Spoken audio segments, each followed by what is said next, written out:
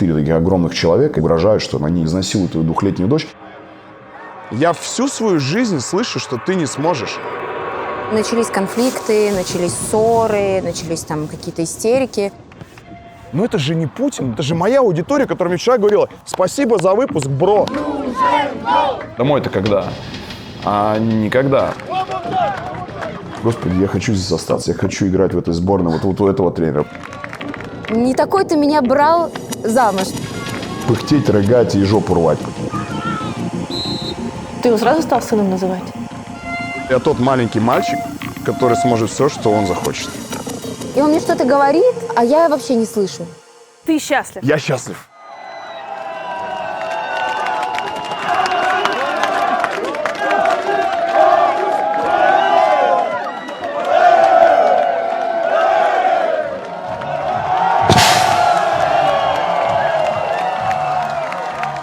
Если бы 5 лет назад тебе привели на этот стадион и сказали: Жень, а вот теперь это твой дом, что бы ты сказал? Никогда в жизни бы я не поверил, что моя мечта вот родиться вот примерно вот здесь, на Кипре. Я бы посмеялся, как: чего, Кипр? Что там забыл? Вот это поле ты мне показал. Я говорю, ну, оно реально плохого качества. Да, что как будто, когда здесь футболистов нет, коровы приходят. Здесь 5 команд тренируются, поэтому можно сравнить его там с пастбищем. Это правда. Каждый день 5 команд. Здесь церковь, какие-то трибуны деревянные, лавки. Я бы сказал: не, ну это какая-то ерунда вообще, что я здесь делаю, ну как-то это все. Но, тем не менее, я здесь счастлив, Кать. Что такое счастье? Счастье? 3 года назад ко мне приезжал Витя Кравченко. И он сказал примерно следующую цепочку. Утопия, мечта, в которую я не верю, если у него получится, это будет типа вот заебись. Это и есть вот счастье. Утопия, ты мечтаешь, ты страдаешь, только ты в это веришь, и через вот это вот все ты приходишь к счастью. Поэтому я счастлив, что я свободный, я счастлив, что я верю до конца в свою мечту, что ради нее я был готов и пожертвовал всеми деньгами, чем угодно, и я ее добился. Я не подвел ни себя, ни своих близких. Я счастлив.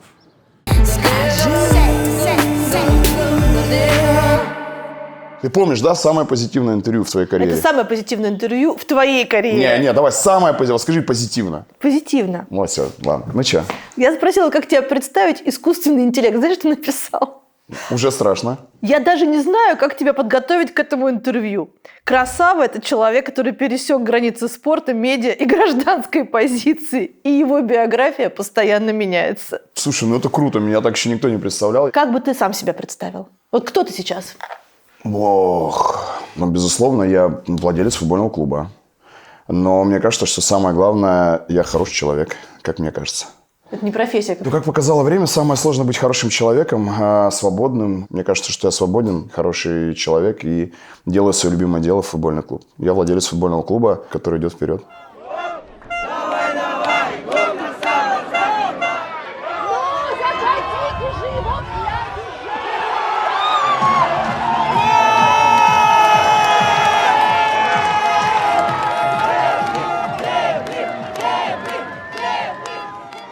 Для тех, кто не рубит в футболе, что сейчас произошло? Я сейчас попробую описать события до сегодняшнего момента, а ты скажешь, что произошло важного сейчас. Ты создал свою команду в России. Да. Это была команда не любительская, это команда профессиональная. Именно. Частный футбольный клуб, да. В которой твои деньги и нет никаких государственных денег, и она не принадлежит там ни клубу «Динамо» Никому, большому, ни ЦСКА, никому, только именно тебе. Так, именно так. После 22 года не только ты и твоя семья, но еще и вся команда встала, взяла чемоданы и переехала на Кипр, где прежде никогда не была. Основа правильная. Так.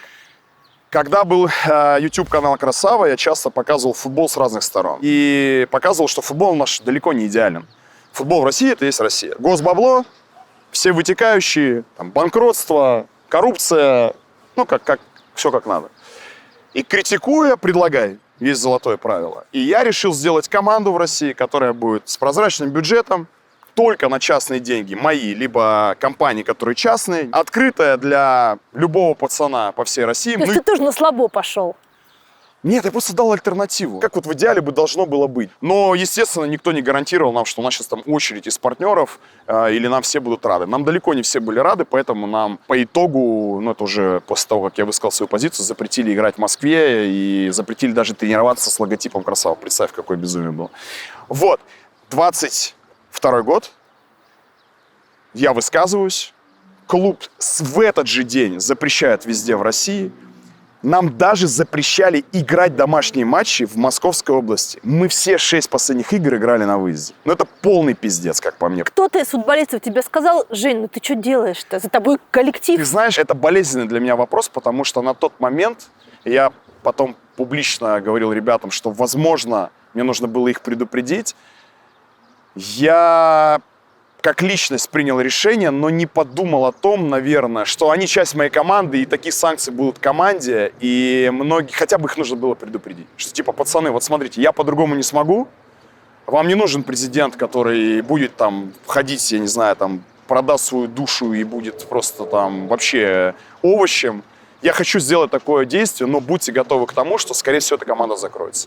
Вот, к сожалению, в тот момент какого-то безумия, горячки, планов переезда семьи. Я не нашел в себе силы, не знаю, может быть, время как-то, не знаю, не подобрал. Ну, мне надо было их, наверное, собрать и сказать: пацаны, хочу сделать так.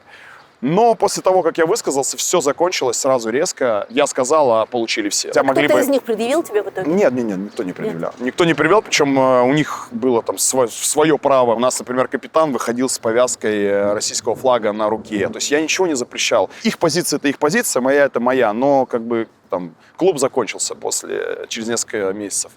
И мы переехали на Кипр, мы купили здесь команду. По сути, мы купили лицензию участвовать во второй лиге Кипра.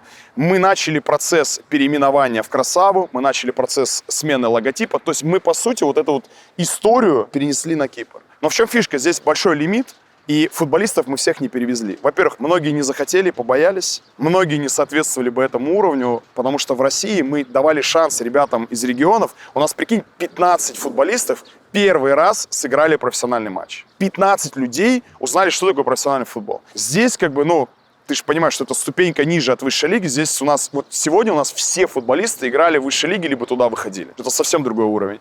И поэтому перевозить ребят вот в той ситуации было бессмысленно. То есть мы как клуб сохранились, но именно тех людей, которые были в России, мы не сохранили. Ни одного. Ни одного. Тренер переехал с нами. Тренер переехал. Тренер-доктор приезжал, уехал назад.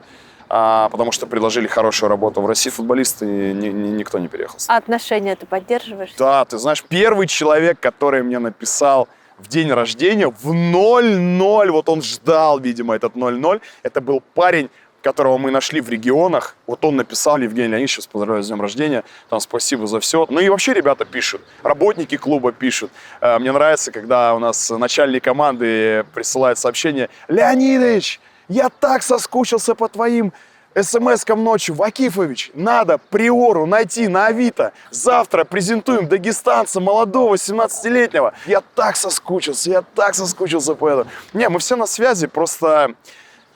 Ну, понимаешь, у всех семьи, работа. Я, кстати, помогал многим и футболистам, и сотрудникам клуба трудоустраиваться в российских командах. Не публично, понятно, что...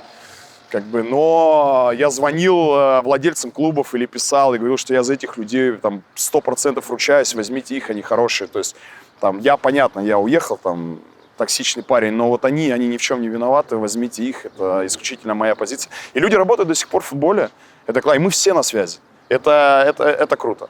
Что произошло дальше в спортивном смысле? Мы специально купили команду лигой ниже, чем высшая. Здесь 4 лиги всего. И если бы мы 4 года шли, то, наверное, я бы уже не смог. Я бы не дожил, да. Поэтому мы, получается, вот лигой ниже, да, купили команду и поставили задачу выйти в высшую лигу. И 2 года у нас не получалось, и на 3-й год, в этом году, мы сделали историческую штуку для Кипра и, возможно, для всего европейского футбола. Ни разу команда не приезжала, меняла название, там, продолжала какую-то свою историю, логотип, цвета и не выходила в высшую лигу. Высшую лигу Евросоюза. Такого кейса я просто не знаю. И здесь, конечно, огромный респект, то, что ты приехал, ты этим живешь. И, как говорит президент Ипсонса предыдущий, мне тебя Бог послал. Что, типа, у нас тут ничего не было, вот примерно вот так вот, да, а ты приехал и первый раз нам подарил высшую лигу, и вообще сделал уникальный кейс на Кипре. У меня подарочек для тебя. Да ты чё? Сюрприз. Я просто так долго это прикрывать не могу собой. Смотри, что у меня есть. Я боюсь уже этого. Но желтый. Вау! Да ты что? Где ты взяла ее? Блин, крутяк. Ты знаешь эту историю, да? Рассказывай. Что у меня не осталось ни одной игровой футболки с первого сезона. А где ты ее взяла? Она наша или ты ее сделала с нуля? Ваш. Ну, похоже, да, это старая модель. Ну, видишь, еще виза у тебя есть. Обалдеть! Просто какой же кайф! И знаешь что? Вот у нас была футболка, но она не игровая была. И заклеены были, ну, все было заклеено. Мы ее оставили как такой символ. Что типа вот мы уезжали, и от нас все отказались, и Виза ушла, и Винлайн отказался, и Пума из России ушла, бла-бла-бла. А вот сейчас я хочу ее в рамку повесить, чтобы вообще не вспоминать, кто куда ушел. Такой вот позитив, понимаешь? Хватит каких-то негативных эмоций. Вот буду теперь вспоминать только позитив, как было круто. Да. Спасибо большое. Это класс. Где ты взяла? Даже грязька есть. Вон кто-то, видимо, на лавке сидел. Это все, что он... Весь вклад, который он внес в жизнь футбольного клуба «Красава». Ох, я помню, как это началось. Я помню, как все начиналось. Помнишь? Помнишь? Все было впервые вновь. Как строились лодки, лодки звались Вера, надежда, любовь. Нам нужно было в караоке записывать. Ай, надо было караоке-клуб открывать, а не футбольный. Точно бы деньги уже заработали.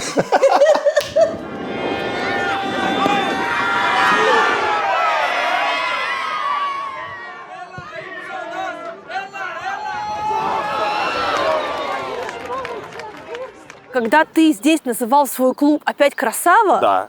думал ли ты о том, как бедные болельщики будут «Красава»? Знаешь, что сделаем? Вот ты завтра Так, придешь на матч, так.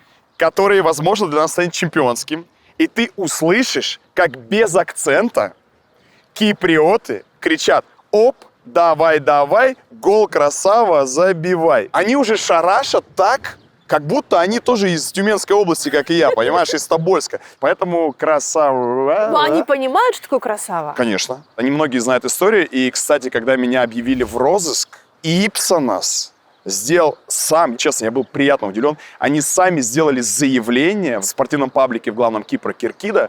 Они написали, что мы поддерживаем президента нашего клуба, что, типа, это безумие, человек просто высказал свою позицию, то есть мы, как Ипсонос, мы, типа, его поддерживаем и считаем, что он, ну, типа, нормальный чувак, а не какой-то не преступник, не уголовник, никто. Они все знают, почему я здесь, и видят отношения, что я здесь живу, что я там со всеми хорошо общаюсь, что мы развиваем, что мы вкладываем свои деньги, что мы привлекаем инвестиции. Это очень важно.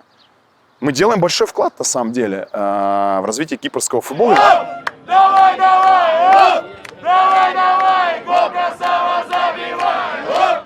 Давай, давай! Оп! Правильно ли я понимаю, что вот сейчас вы сыграете завтра игру? Да. Как бы она ни кончилась, ты заплатишь людям зарплату? Конечно, мы заплатим до игры зарплату. Ах, вы до игры заплатите? Мы до игры. Я же человек слова, я же красава, правильно? Так. И я им сказал, что до отъезда домой они получат свои деньги.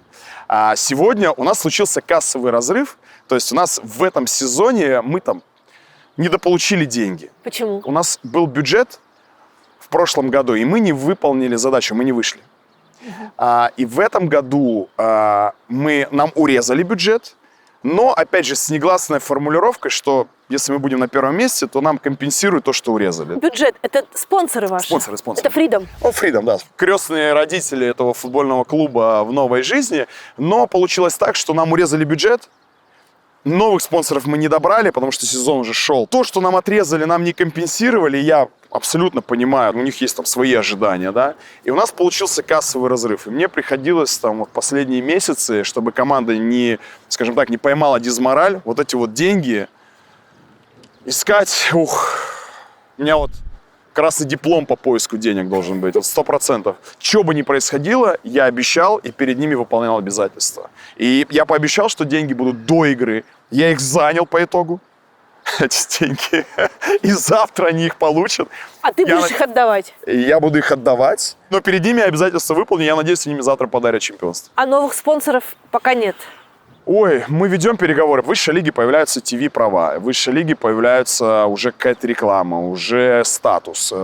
Там есть всякие букмекеры, там много всего. Но есть что продавать. Но посмотрите, здесь ни билбордов, ни LED-панелей, ни инфраструктуры, ни телевидения. Здесь нет ничего. Как бы привлекать деньги во вторую лигу Кипра очень сложно. И опять же, да, возвращаясь к Фридому, они вкладывали даже не в команду. Это просто ребята за респект ко мне, за мою позицию, за то, что я вот иду там своей мечтой, они, по сути-то, помогали мне. А теперь им Не-не-не, почему? Они остаются с Ну, нами, просто у да. них несколько Просто денег. в этот год, да, получилось так, что нам поставили ограничения, и сверх деньги мы не нашли. Никто нам ничего не должен, чтобы эти ограничения увеличить. Но, тем не менее, если бы не Турлов, Тяпкин, Фридом, этого бы клуба уже бы не было. Это единственная компания, которая протянула мне руку. Катя, единственное. Первый год мы жили только на мои деньги. И если бы не пришел Фридом, я помню, как сейчас это сообщение от Жени Тяпкина, генерального директора офиса здесь, на Кипре, который написал: Женя, мы в теме.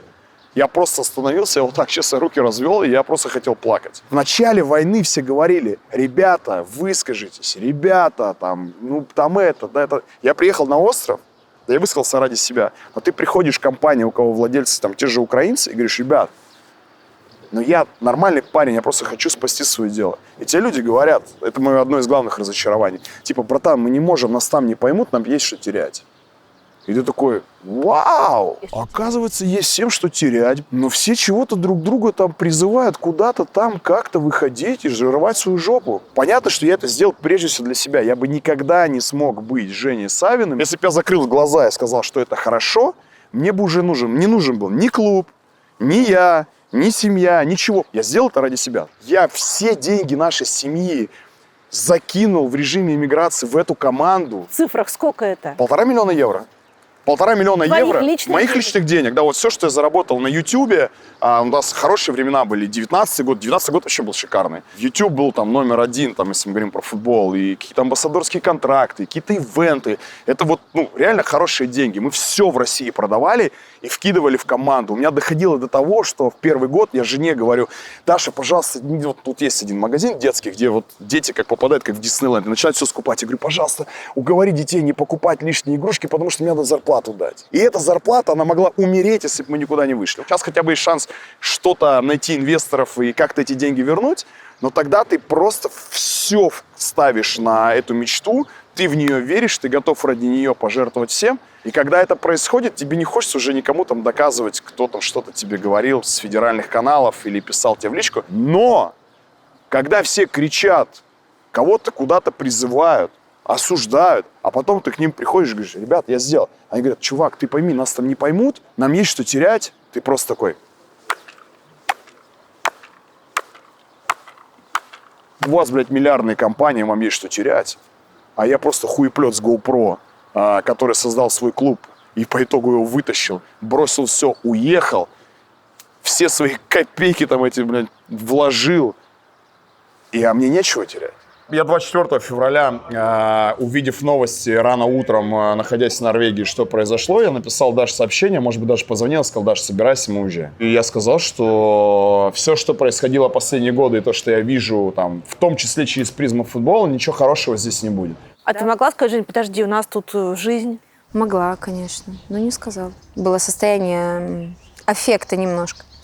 Был момент, когда мы уже пожили в Турции, когда я слетала в Москву за визами. И знаешь, у меня было ощущение такое, что вообще меня обманули, все хорошо, террасы работают, тут люди улыбаются. И я говорю: так, подожди, давай обсудим. И я потом прилетела сначала на Кипр, я сначала посмотрела, что здесь, куда вообще я везу детей. То есть у меня мозг-то включился, я все-таки мать, я родитель, я должна была понять, куда я везу детей в первую очередь. Мы — это мы. Взрослые люди, а дети — это дети. Детям и так было тяжело, особенно Платон. У него день рождения 11 марта. И он рассчитывал, что день рождения он празднует с друзьями и так далее. А тут Турция, турецкая школа, 2 турецких друга, которые на турецком и на ломаном русском разговаривают. И мама с папой, и сестрой, и все, и больше никого нет. Немножечко потом, постфактум, мы обсудили ситуацию. Но, опять же, не было никаких таких разговоров. Хотя многие мне говорили: да ты что, да как, да вернись, будешь ездить. Я говорю: в смысле я буду ездить? Ну что за семья? Я буду там жить с детьми, он будет тут жить. Это же обречено на явный неуспех. Смотри, одно дело, ты решил уехать, забрать семью, уехать, начать все с чистого листа. Да. Другое дело, ты решил после этого выпустить фильм, медийный продукт с миллионами просмотров, который очень внятно рассказал твою позицию. И люди, которые даже тебе сочувствуют и говорят, что они к тебе хорошо относятся, говорят: ну зачем он так это шумно сделал? 24 февраля Россия развязала войну в Украине. Да-да, я буду говорить именно это слово. Не буду называть это как-то по-другому или запикивать, как делают многие блогеры. А буду говорить то, что думаю, и то, что вижу. Жалел ли ты хотя бы раз Никогда. о том, что это сделал? Никогда в жизни. Я много об этом думал, особенно уже вот сейчас, когда время прошло, да, там, и, наверное, люди как жили, ну, по крайней мере, у нас в стране так и живут, но никогда в жизни не жалел. Почему шумно? Мне нужно было это публично сказать, потому что так или иначе у меня огромная аудитория, в том числе и в Украине, по всему постсоветскому пространству. Я считаю, что как публичный человек я должен был сказать свою позицию. Я против того, чтобы люди умирали, я против агрессии. Хоть убей меня. Я это сравниваю с тем, что, вот представь, у тебя же есть дети. Ну вот прикинь, ты идешь в своей стране, например, идешь по узкой улице, и ты видишь, как толпа это общество, да, ну большинство, огромная толпа, она насилует ребенка. И у тебя есть выбор. Закрыть глаза и пройти. Потому что у тебя есть свои дети, у тебя есть свои дела. Ну, и ты понимаешь, что эта толпа, скорее всего, там, тебя может убить, забрать твое здоровье, там, имущество. Да просто тебя, не знаю, разорвать на куски. Либо ты подходишь к толпе и говоришь, что, ребята, это плохо. Да, вы меня убьете, да, вы заберете, возможно, мою свободу, заберете мои деньги. Да, возможно, мне будет плохо, да, возможно, мне нужно будет начать все заново. Да, возможно, я не увижу своих родителей, да, возможно, мои дети будут учить языки, не понимать, почему они оставили черепах, бабушек, любимые игрушки, но я, сука, подойду и скажу, что это плохо. И все. И я сегодня, ты не представляешь, какой я счастливый, что я не побоялся ни толпы, ничего. И я перед самим собой честен. Все. Я сейчас вообще не говорю про политику, я тебе говорю про свои ощущения. И эти ощущения помогают в том числе делать свое любимое дело, вытаскивать футбольный клуб «Красава» на новый уровень.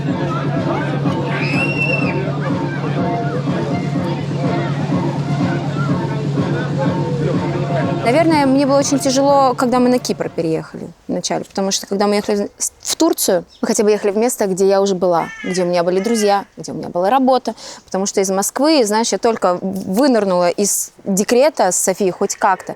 Я начала выступать в Москва-Сити, в классном месте. Я занималась съемкой мобильной, то есть там стилистикой. Я нормально зарабатывала для женщины в декрете. И потом просто в один момент у меня было 3 съемки, вот 23 февраля и 26-го мы уехали. И мы уехали в эту Турцию, и хотя бы я там начала петь где-то в каком-то ресторане у друзей, чтобы не сойти просто с ума. И там я отвлекалась. А когда мы приехали сюда, единственный человек, которого я знала, это был мой муж.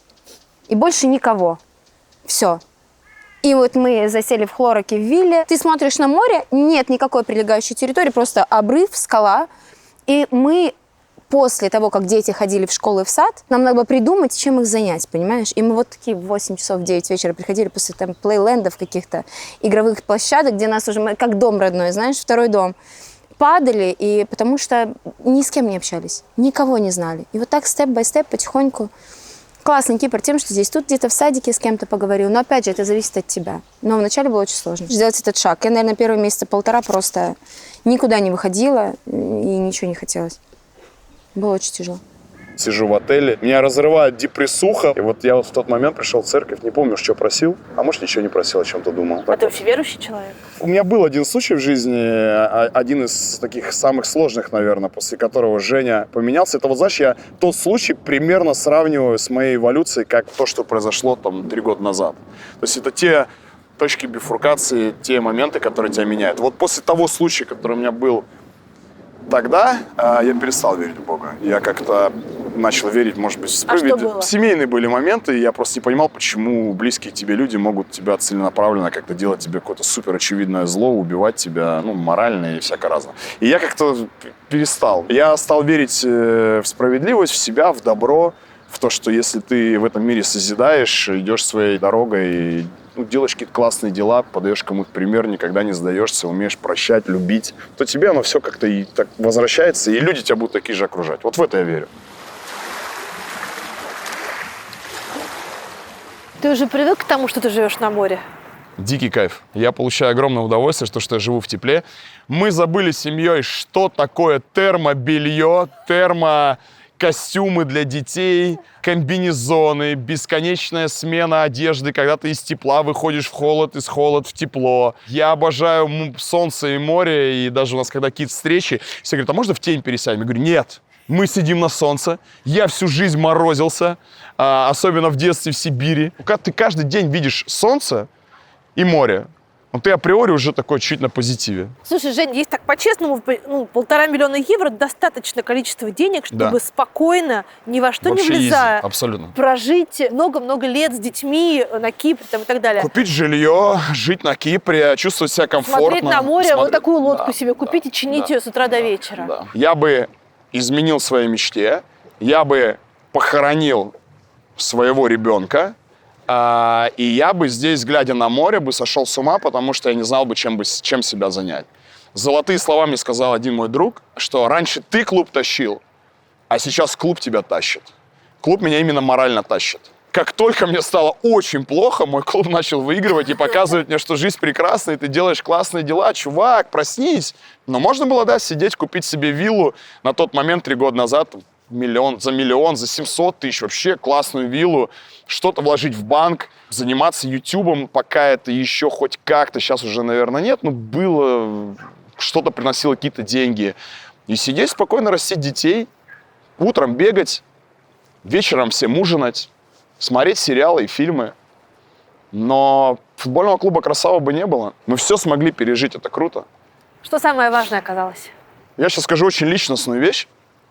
Мы же все, мы все как бы, по сути, маленькие дети, только уже выросли.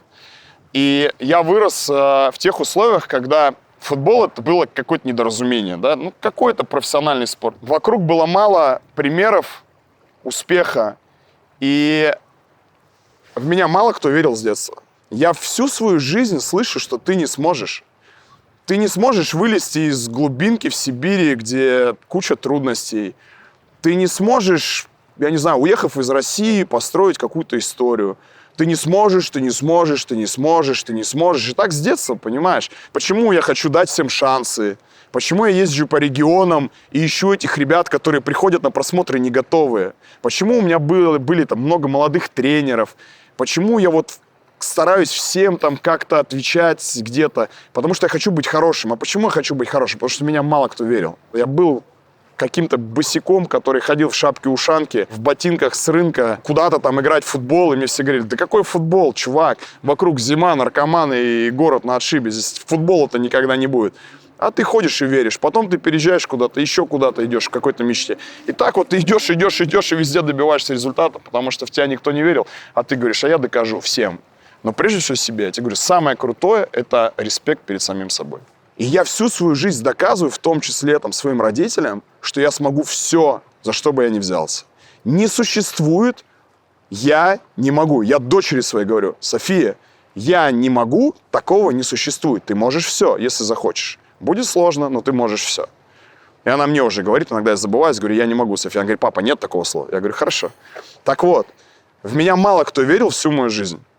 И я доказываю прежде всего самому себе и своим родителям, что я тот маленький мальчик, который сможет все, что он захочет. Я приехал, чтобы понять, вот это место подходит ли для моей семьи, чтобы жить, и могу ли я перевести сюда Красаву.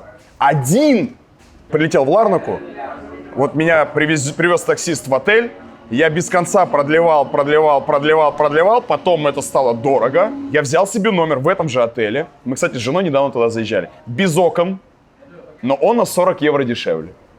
И я вот потом жил. Короче, я 2 месяца варился в этом отеле. Было кафе на берегу моря, куда я приходил каждый день, сидел и думал, что делать-то? Вот вообще Кипр, это там я смогу здесь или не смогу, это то или не то. И вот мы с мамой, когда она приехала, мы сели в этом кафе, и она сидела и говорила, посмотри, 9 оттенков моря. Я такой счастливый был. Я так рад, что я не ошибся, потому что здесь и я, и мне, и моей семье очень комфортно. Сколько ты, 3 года не видел маму, прежде чем она первый раз приехала? 3 года, да. Как это было? О, это как раз вот было то время перед чемпионатом, когда у меня прям был пик, наверное, моей вот этой депрессии, переживаний, ожидания нового сезона, сможем мы или не сможем все-таки выйти в высшую лигу. Я прям просто сходил с ума, и у меня жена написала маме, что типа приезжайте, ну он просто себя изводит. А ты прям мамин такой? И у меня близкие отношения с родителями. Во-первых, я поздний ребенок, во-вторых, они действительно много в меня вложили. У нас всегда были близкие отношения. И вот после того, как я уехал, и, по сути, в одного принял, да, вот это решение, у нас как будто мы, знаешь, на разных планетах вот так сели. Я не могу им передать то, что у меня здесь, потому что они ни разу не были за границей. А разговаривать просто как дела, да нормально и все. Но как-то, вот, знаешь, мы как будто как разошлись. И это меня дико убивало. И жена просто написала, типа, он сходит с ума, приедьте. Тем более они сделали паспорта после того, как меня начали везде гонять. И мама прилетела, ну, слушай, ну, мы просто обнялись в аэропорту и плакали, и все. Мы не виделись 3 года, и теперь мама прилетела сейчас еще раз на финальную игру. Я очень надеюсь, что мы поднимем кубок, и это будет мой первый кубок в жизни. Это мой первый кубок и кубок моих родителей. Представь, за всю мою карьеру, за все, что меня там, как бы, что у меня было, это мой первый кубок. И я очень хочу, чтобы мама его подняла. This is my mother.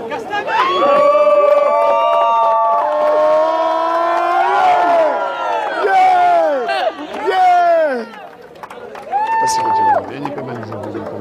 Никто не верил, что можно там заиграть в высшей лиге. Я заиграл в высшей лиге. В сборную даже вызывался. Пришел куда-то в медийку на Матч ТВ, забрал свое. Пришел в YouTube, забрал свое. Открыл команду в России, громыхали, пока не пришла война. Уехал на Кипр и тут свое взял. И почему я в том числе переживаю разлуку с отцом сильно? Потому что я много ему хочу доказать. Что я тот ребенок, которым он может гордиться. Что я тот сын, которым он может гордиться. Он такой, прям, знаешь, вот скупой на эмоции, вот такой настоящий русский такой мужик. Он очень крутой, он очень порядочный, невероятно порядочный. В жизни вот ничего там лишнего не возьмет. У меня вот эта энергия, какая-то коммуникация в маму, а вот этот вот упорство, вот эта прямолинейность, порядочность, она в отца 100%. У него в семье не было принято какая-то ласка между родителями и ребенком. И он такой вот черствый и в себе всегда все держит. И я помню с детства, что он всегда сомневался, а его сын вообще на что-то способен, как бы. Ну, он поверил уже? Да, конечно, он гордится, 100%. Но он, конечно, это не скажет вот прям вот так вот, да. Но я прям чувствую, даже через телефонную трубку, это чувствуется, что он прям гордится. Он присылает после каждой игры сообщения, он переживает, он реально гордится. Он гордится мной. И это моя, наверное, главная победа, то, что я доказал своим родителям и себе, что вот тот мальчик, который где-то по сугробам ходил на тренировки и сам говорил, пустите меня на футбол, он не оказался бездельником, а он оказался мальчиком, который в любой ситуации дает результат и никогда не сдается. Это всю жизнь так, начиная с детства, с 12 лет, как он уехал в Волгоградскую школу спортивную. Все волнения с той поры и начались, и по сей день думали, что не будет загончик с футболом, но нет, однако же мечта его сбылась. Ни эмоций, ни сил, ничего нет. До последнего верили, что все получится. Так вы верили? Да, мы верили, мы с отцом верили, что в конце концов с его упорством, с его любовью к футболу у него все получится. И получилось. А вы гордитесь им? Да. Да, я горжусь. В спортивном плане, да. А в человеческом? А в человеческом, как человек, он замечательный, он хороший друг, он честный. Вот он честный. А сейчас в наше время очень редко встречается, к сожалению. А как сын? А как сын, это вообще... Он очень-очень добрый, очень ласковый. Я не знаю, можно это говорить или нет, но ты сказал, что ты сейчас спишь с мамой. Да, у меня мама приехала, мы часто засыпаем вместе и держимся за руку. У нас очень близкие отношения. Тебе 41 год. Ну, подожди, ко мне приехала мама, если будет отец, я, может быть, и с отцом буду спать. Я его 4 года не видел. Может быть, и между ними лягу, ты знаешь, и буду спать. И мне не важно, сколько мне лет, я очень люблю своих родителей. Я вспоминаю те времена, когда и мама и в интернат ездила, и там многое там продавалось, и как-то искались деньги, чтобы у нас хотя бы там была еда и какой-то быт. Я помню, сколько они жертвовали ради нас, поэтому они для меня святые люди. Мама не против твоей позиции, не против твоего отъезда, не против твоего выбора. Они мне часто говорят: Женя, не вини себя ни в чем. Потому что они прекрасно понимают, какую ответственность я взял за себя, за свою семью, и перед ними, и перед детьми, и перед женой. И то, что меня больше всего удивило, вот чего я реально не ожидал. Моя мама мне сама говорит: а что бы ты там делал? Ты бы снимал честно про футбол, да тебе бы не дали. Но я не могу сейчас себе представить блогера, который придет к депутату Госдумы в кабинет с камерой и будет задавать вопросы про клуб, которым он руководил, который обанкротился. Как ты к Газаеву Как я заходил к Газаеву. Какие-то социальные вопросы тоже поднимать на вилы. Ну, тебе бы не дали там это делать, да? YouTube забудь. Частный клуб. Как ты сейчас можешь быть частным и независимым, если везде там надо выставлять флаги, чем-то махать, какие-то лозунги? Тебе бы это тоже не дали бы делать. Что бы ты делал? И это говорит мне 75-летний человек, который, по сути, в основном потребляет телевизор. Но даже потребляя телевизор, она понимает, что происходит. Она понимает, что ее сын с уже устоявшимся характером, представлением о добре и зле, и вообще в целом, да, как устроен мир, я бы просто не смог, ну что бы я там делал? Ну, либо я бы себя сломал, либо сел в тюрьму. Вариантов других нет.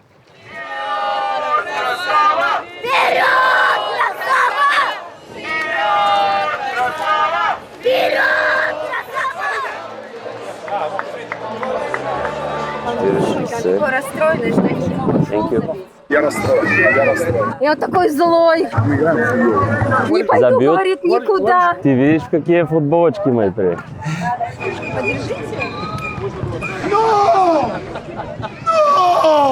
Привет, дружок.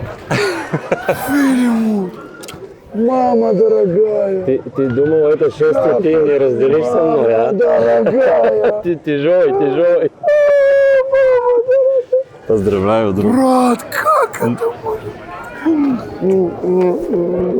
Сколько лет не виделись, а? Я понял, пока 0-0, да? Сейчас начнут забивать. Пойдем, брат. Подожди, я познакомлю, это жена.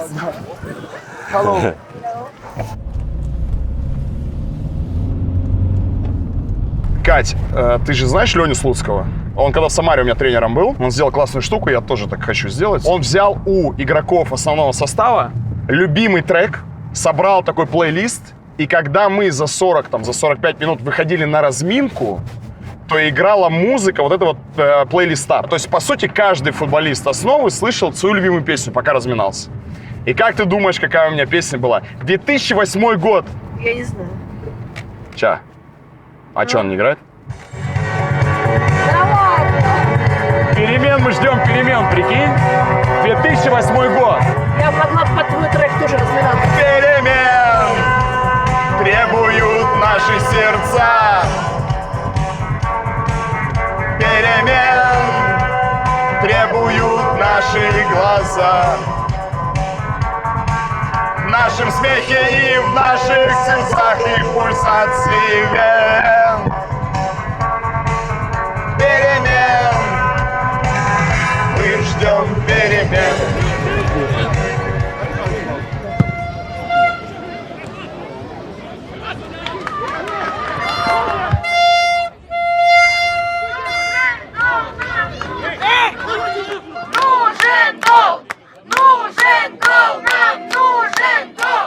Что ты имеешь в виду, когда говоришь, что в кипрском чемпионате относительно невысокая цена входа в Еврокубки? Да. Чтобы попасть в Еврокубки, нужно занять с 1 по 4 место. Кипр 3 года назад. И Россия, что в России было 4 места в Еврокубках, что на Кипре было 4 места в Еврокубках. Но в России бюджеты «Зенит» 300 миллионов евро. Соседняя Турция, чтобы биться за Европу, бюджеты там 70, 100 там, и выше. Бюджет это сколько получает Бюджет клуб это от своих... на что живет клуб весь год. Вот чтобы прожить год и выполнить поставленные задачи, людям, например, чтобы играть в Европе, в Турции, нужно, например, 100 миллионов. На Кипре можно от 7 миллионов уже бороться за те же задачи, как в Турции. То есть там 100, тут 7. Понимаешь, да? Да. Вот этот бюджет на Кипре, он в разы меньше, чем в соседних странах, чтобы играть в тех же Еврокубках, в которые играют соседние страны. Потому что там это будет какой-нибудь Фенербахче или Галатасарай, а здесь это ты будешь... космос. Ну, представляешь, какие там игроки приходят? Какой там тренер, условно, Жозе Мауриньо? Да и одна его зарплата — это как 10 лет бюджета футбольного клуба «Красава» высшей лиги. Но мы можем в той же лиге конференции Лиги Европы оказаться, понимаешь? И, как показывает практика какого-нибудь Будо Глимт, где играет российский вратарь Никита Хайкин, они вышли в полуфинал там Еврокубков, играя в Норвегии за небольшие, ну, то есть бюджет клуба очень маленький. То есть здесь в Европе можно выстроить бизнес-модель для того, чтобы и играть в Еврокубках, и продавать футболистов, и как бы развиваться, и иметь свою инфраструктуру. Если обрубить морально-этически сложные все обстоятельства твоего переезда сюда, Да.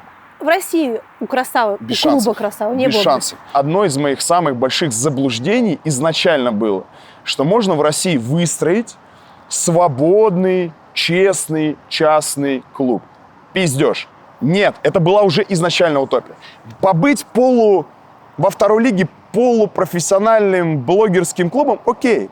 По фану, как только ты становишься значимым, как только ты становишься там, ну, я не знаю, там, выходишь на большой уровень, да, у тебя сразу начинается там, а где ты играешь? Частных стадионов, я тебе скажу, их нет. Они все государству принадлежат. Построить, иди землю вырви где-нибудь в Московской области. Ну, если ты только, я не знаю, там, Галицкий, но Галицкому, я считаю, что отчасти повезло, что в те времена, наверное, Ну, когда они в Московской области. Ну, я условно говорю, что единственный честный частный там клуб, в моем понимании, да, это Краснодар. Но он просто его сделал тогда, как, наверное, вот я уже делал в те времена, когда это уже невозможно. Ты не можешь быть свободным, независимым, частным в массовой штуке, как футбол. Тебе в какой-то момент все равно придут и потащат тебя там в политику, ты будешь зависим от губернаторов, ты будешь зависим от тех людей, которые тебе там что-то выделяют, под стройку стадиона или под что-то еще. Ты будешь зависеть от спонсоров, которые там с государственным участием, или хрен его знает, или произойдет какая-то катастрофа, как вот началась война, и тебя начинают флагами заставлять махать, а ты не хочешь. И тебе говорят, либо, блядь, сиди, все. Поэтому изначально футбольный клуб «Красава» как идея была альтернатива той системе, которая есть. Но футбольный клуб «Красава» никогда бы не изменил эту систему. Ее нужно менять во всей стране. Поэтому изначально это была утопия. А здесь получается все по-другому. Здесь все частное.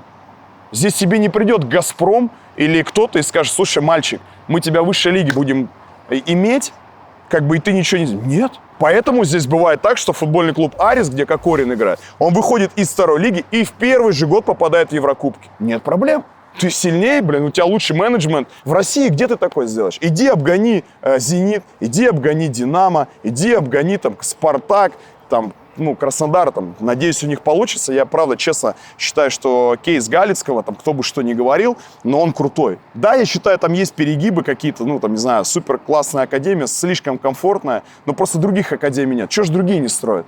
Что, богатых людей мало? Денег мало? Жалко или что? Ну вот, давайте строить. Ты понимаешь, что у нас история сама по себе, она уникальна. Я тебе скидывал скриншоты. Вот просто человек пишет, я уехал из России, я тренер в Испании. Я вот на тебя там столько лет смотрю, что все возможно. И я тоже добиваюсь результата. Я смотрел на тебя, шел вперед. Смотрел на тебя, шел вперед. Ты там вот туда вышел, ты уехал, ты вышел в высшую лигу, я иду вперед. И надеюсь, ты будешь в Еврокубках, и я тоже там смотрю на тебя, иду вперед и верю, что все возможно. Это круто. Потому что я прекрасно понимаю, что моя история — это не только ответственность перед моей семьей, перед моими там родителями. Я отца 4 года не видел, ему 75 лет. Понимаешь, как бы перед болельщиками, перед теми людьми, которые остались в России, верили в Красаву, что можно выйти в высшую лигу. Да перед всеми на свете, да, но еще перед теми людьми, которые смотрят на тебя и верят в это. Я не знаю таких кейсов. Назови мне, кто уехал после начала войны и сделал там какой-то успешный кейс, причем не личностный, а именно, наверное, вот, ну, все-таки командный. Честно, я мало что сейчас смотрю, мне как-то, наверное, мозг уже блокирует, и я не хочу ни на что распыляться, кроме своего дела. Но я мало таких кейсов знаю. Всем тяжело, у всех проблемы. И вот когда ты показываешь успех, то другие думают, блин, это круто, значит, это возможно. Значит, ну, не надо опускать руки. Значит, можно жить без России. Значит, можно уехать и сделать результат. Не зная языка, не имея бабок, не имея связей, не зная страну вообще никак, менталитет. Ну, значит, это возможно. Ты говоришь, что ты не смотришь новости, не читаешь. Получается, что ты отвернулся, да, уже от той реальности, которая была. Одно из моих главных больших разочарований это реакция общества на все происходящее. Потому что там Путин, все с ним понятно, да. Но когда вот ты просто говоришь свою позицию, ребята, я против того, что людей убивает моя страна. Когда ты уезжаешь в другую страну, казалось бы, ну ты уехал уже, ну господи, тянешь ты свой футбольный клуб. Получается, не получалось, по итогу получилось. И тебе просто, ну, например, 9 мая приходит там, не знаю, сотни сообщений в Инстаграм. Какая ты мразь, ублюдок, и чтоб ты сдох. Ты смотришь еще, у тебя переписка. Чувак, классный выпуск был там, Зинченко, с Головиным. И ты думаешь, ёб твою мать, ну это же моя аудитория. Что с вами случилось? Я же вас не призываю выходить кого-то убивать. Я даже вас не трогаю. Откуда у вас это вот это внутри сидит, эта ненависть? Ну, уехал я, делаю свой футбол. получается у меня. Даже, наверное, это кого-то злит, окей. Но зачем вот это вот, чтоб ты сдох, чтоб твои дети там сдохли? Но это же не Путин, это же люди, это же моя аудитория, которая мне вчера говорила: спасибо за выпуск, бро. Поэтому, говоришь, злюсь ли я? Кать, я вообще ни на кого не злюсь. Я больше на себя злюсь, что так получилось, что я не могу, когда захочу, видеть своих родителей. У меня отец там не летающий, например, он не летает в самолете, да. Боится? Ну, у него с сердцем, у него проблемы с сердцем, да, у него была там операция, он не летает. Вот он умрет, например, если не дай бог, я даже не приеду к нему, да, потому что мне нельзя. Я в розыске, я там преступник, как оказалось тоже. Наверное, я себя буду ненавидеть, что так произошло. Я не буду ни о чем жалеть, но я просто буду чувствовать злость, что в принципе так произошло. А на людей, а какой смысл на них злиться? Я, наоборот, хочу через плевки в спину показывать, что можно созидать в этом мире, оставаться самим собой, идти вперед и делать классные дела. У меня команда в высшей лиге, мне не надо было вставать на колени и, я не знаю, просить бабки у каких-нибудь губернаторов или ждать тысячелетия какого-нибудь города в России, чтобы демонстративно выйти народу, дать эту высшую лигу. Я это сделал сам, со своими партнерами, обычный парень. Когда я приехал на Кипр, мне все говорили: не начинай на свои деньги, не делай, возьми паузу. Я сказал: нет, я возьму паузу на год, футбольный клуб «Красава» все забудут, и, наверное, я уже как-то остыну. Это детище будет жить, и все. То есть получается, что ты сейчас не находишь того, кто в тебя инвестирует, в клуб, в команду. Да. То на следующий год умираешь, все такие говорят: и все. Вот и сказки конец, понимаешь? То есть у меня четкий коридор. До 1 июня у меня есть месяц окучивать спонсоров, искать инвесторов именно под развитие, объяснять им, что вот результат, вот люди, вот медийность, вот идея. Давайте ее выстроим в большой стабильный футбольный клуб. Если нет, будет очень тяжело.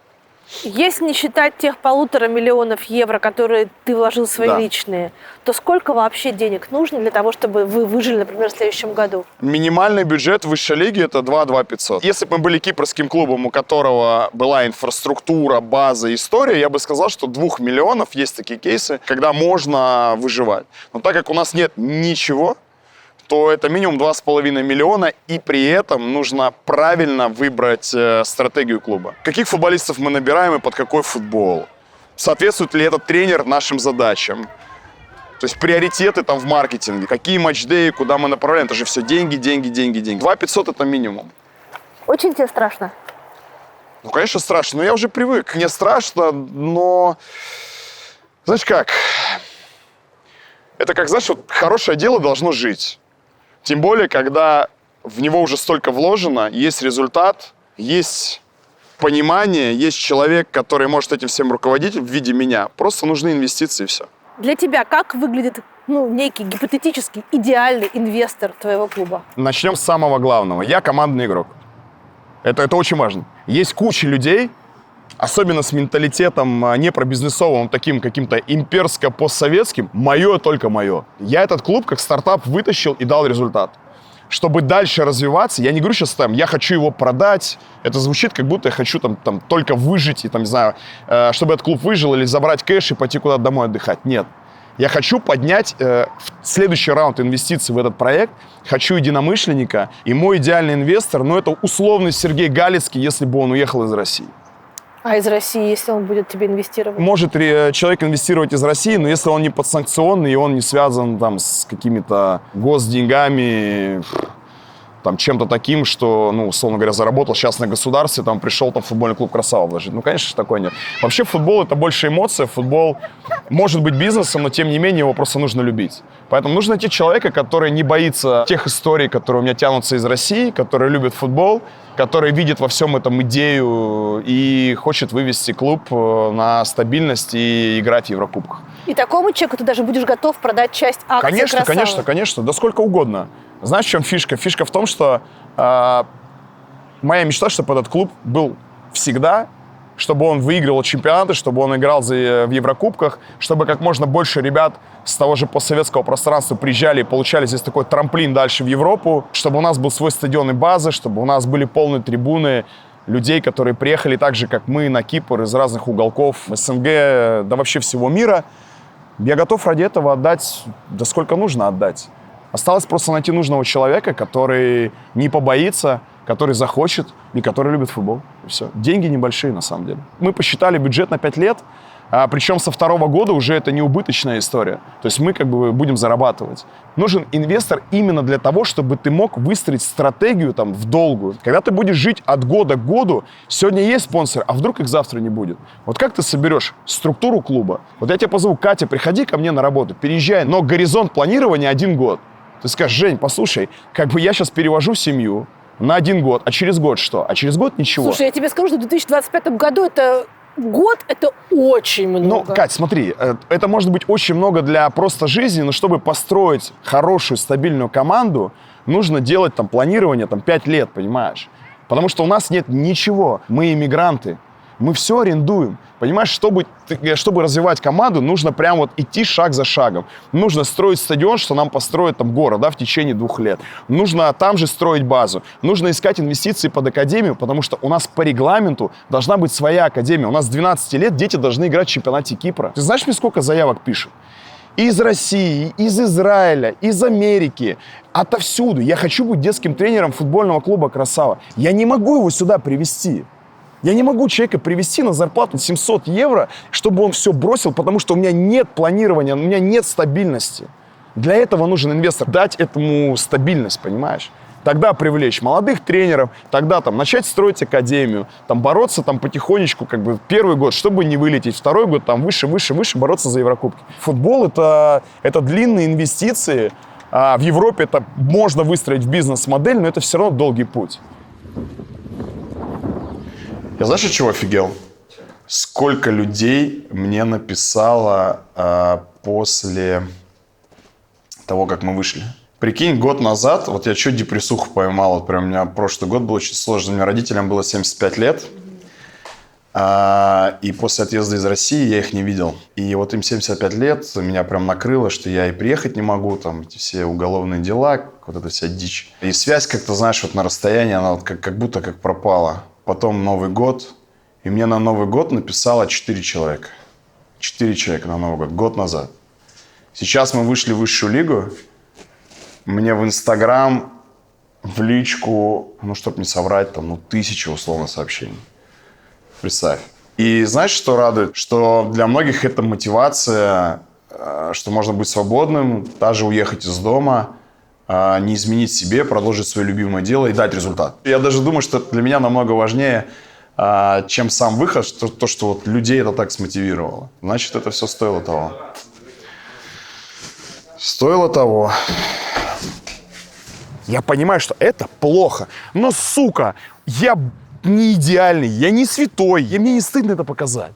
Но если я сижу разобранный и пью целый день и думаю, что я сейчас сдохну, ну пусть люди это видят, но потом они увидят, как я буду поднимать кубок.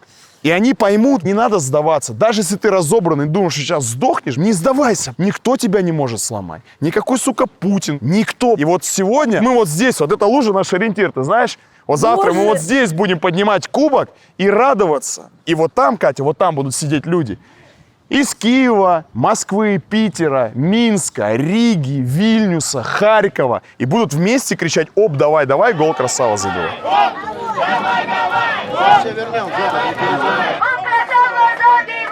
А сколько раз за эти 3 года вы могли развестись? Ой, ну раза 3, наверное, точно. Причем ты понимаешь, какая штука? Скажем так, я уверен в своей жене, и я уверен, что она верит в меня, да, то есть у нас нет разводов из разряда, либо люди начинают сходить с ума, там, изменять или что-то еще, либо люди, не хватает быта и старой жизни, как было там в Москве или там где-то там на Патриках, и люди расходятся. У нас в основном это 2 проблемы. Это клуб и бесконечная ноша, дороги к мечте, поиск денег, вкладывание. Да, но в этот момент женщина говорит: слушай, ты классный парень, отличная идея, я просто так больше не могу. Я думаю, что она тоже устает, и я это вижу, она устает и от того, что Женя всегда где-то там. Как у меня дочка говорит: папа на работе, папа живет от игры к игре, от субботы до субботы. Вот у меня суббота, мы выиграли или проиграли, какое-то время там я это все перевариваю, а потом опять суббота, уже ты готовишься к новой субботе. И ты не знаешь, что в эту субботу будет происходить.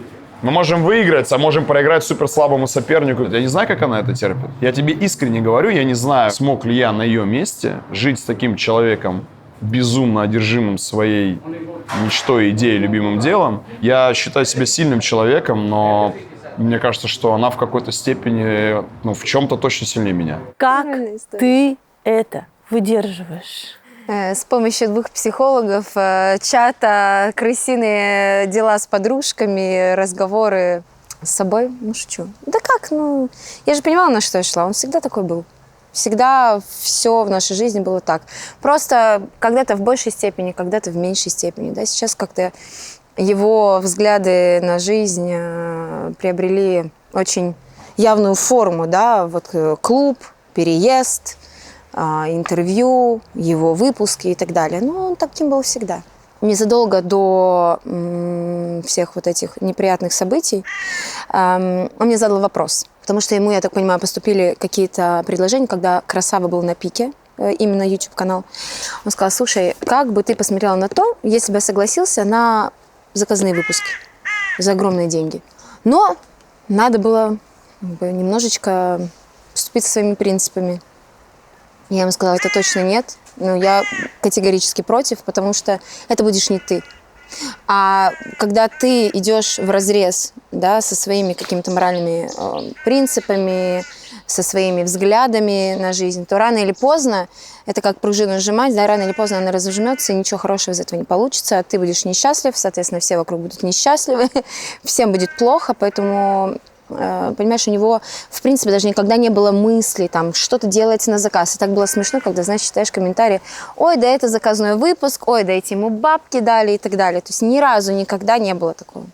Поэтому, тяжело временами. Просто смотри, момент, когда ты просыпаешься среди ночи и думаешь, на что ты будешь дальше содержать свой клуб «Красава», это тот момент, когда Даша, наверное, должна не уснуть ночью, не понимая, как она будет кормить детей. Это отчасти так и есть, но у Даши есть полное понимание, уверенность и опыт жизни со мной, что если я взялся, то я все равно вывезу, и это их сильно не коснется. То есть она знает, что Женя все равно там разобьется в лепешку, но сделает так, чтобы его семья была в комфорте. И в принципе так и происходит. У меня дети учатся в классной школе, мы живем в классном доме, Даша ездит на классной машине, а все, что происходит за кулисами, за вот этой ширмой, как там Женя горит, полыхает, не спит ночами, исходит с ума, это уже какой-то мой челлендж. Ты хороший вопрос задаешь о том, что как она вообще, как ей это живется. Как она вывозит? Я не знаю, я думаю, я не очень адекватный парень, который очень любит футбол.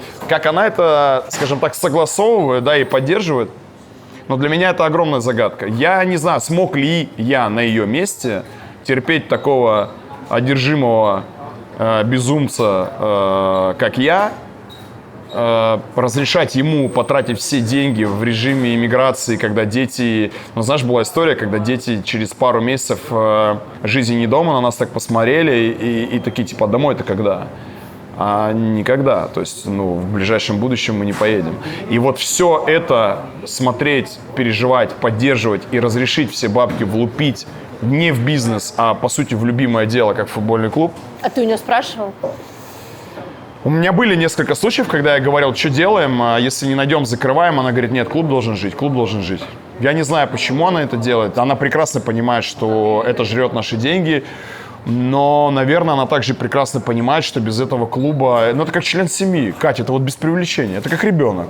Но ты бросишь ребенка, я не могу бросить ребенка, и она не может бросить ребенка. Для меня футбольный клуб, и для моей жены как наш ребенок.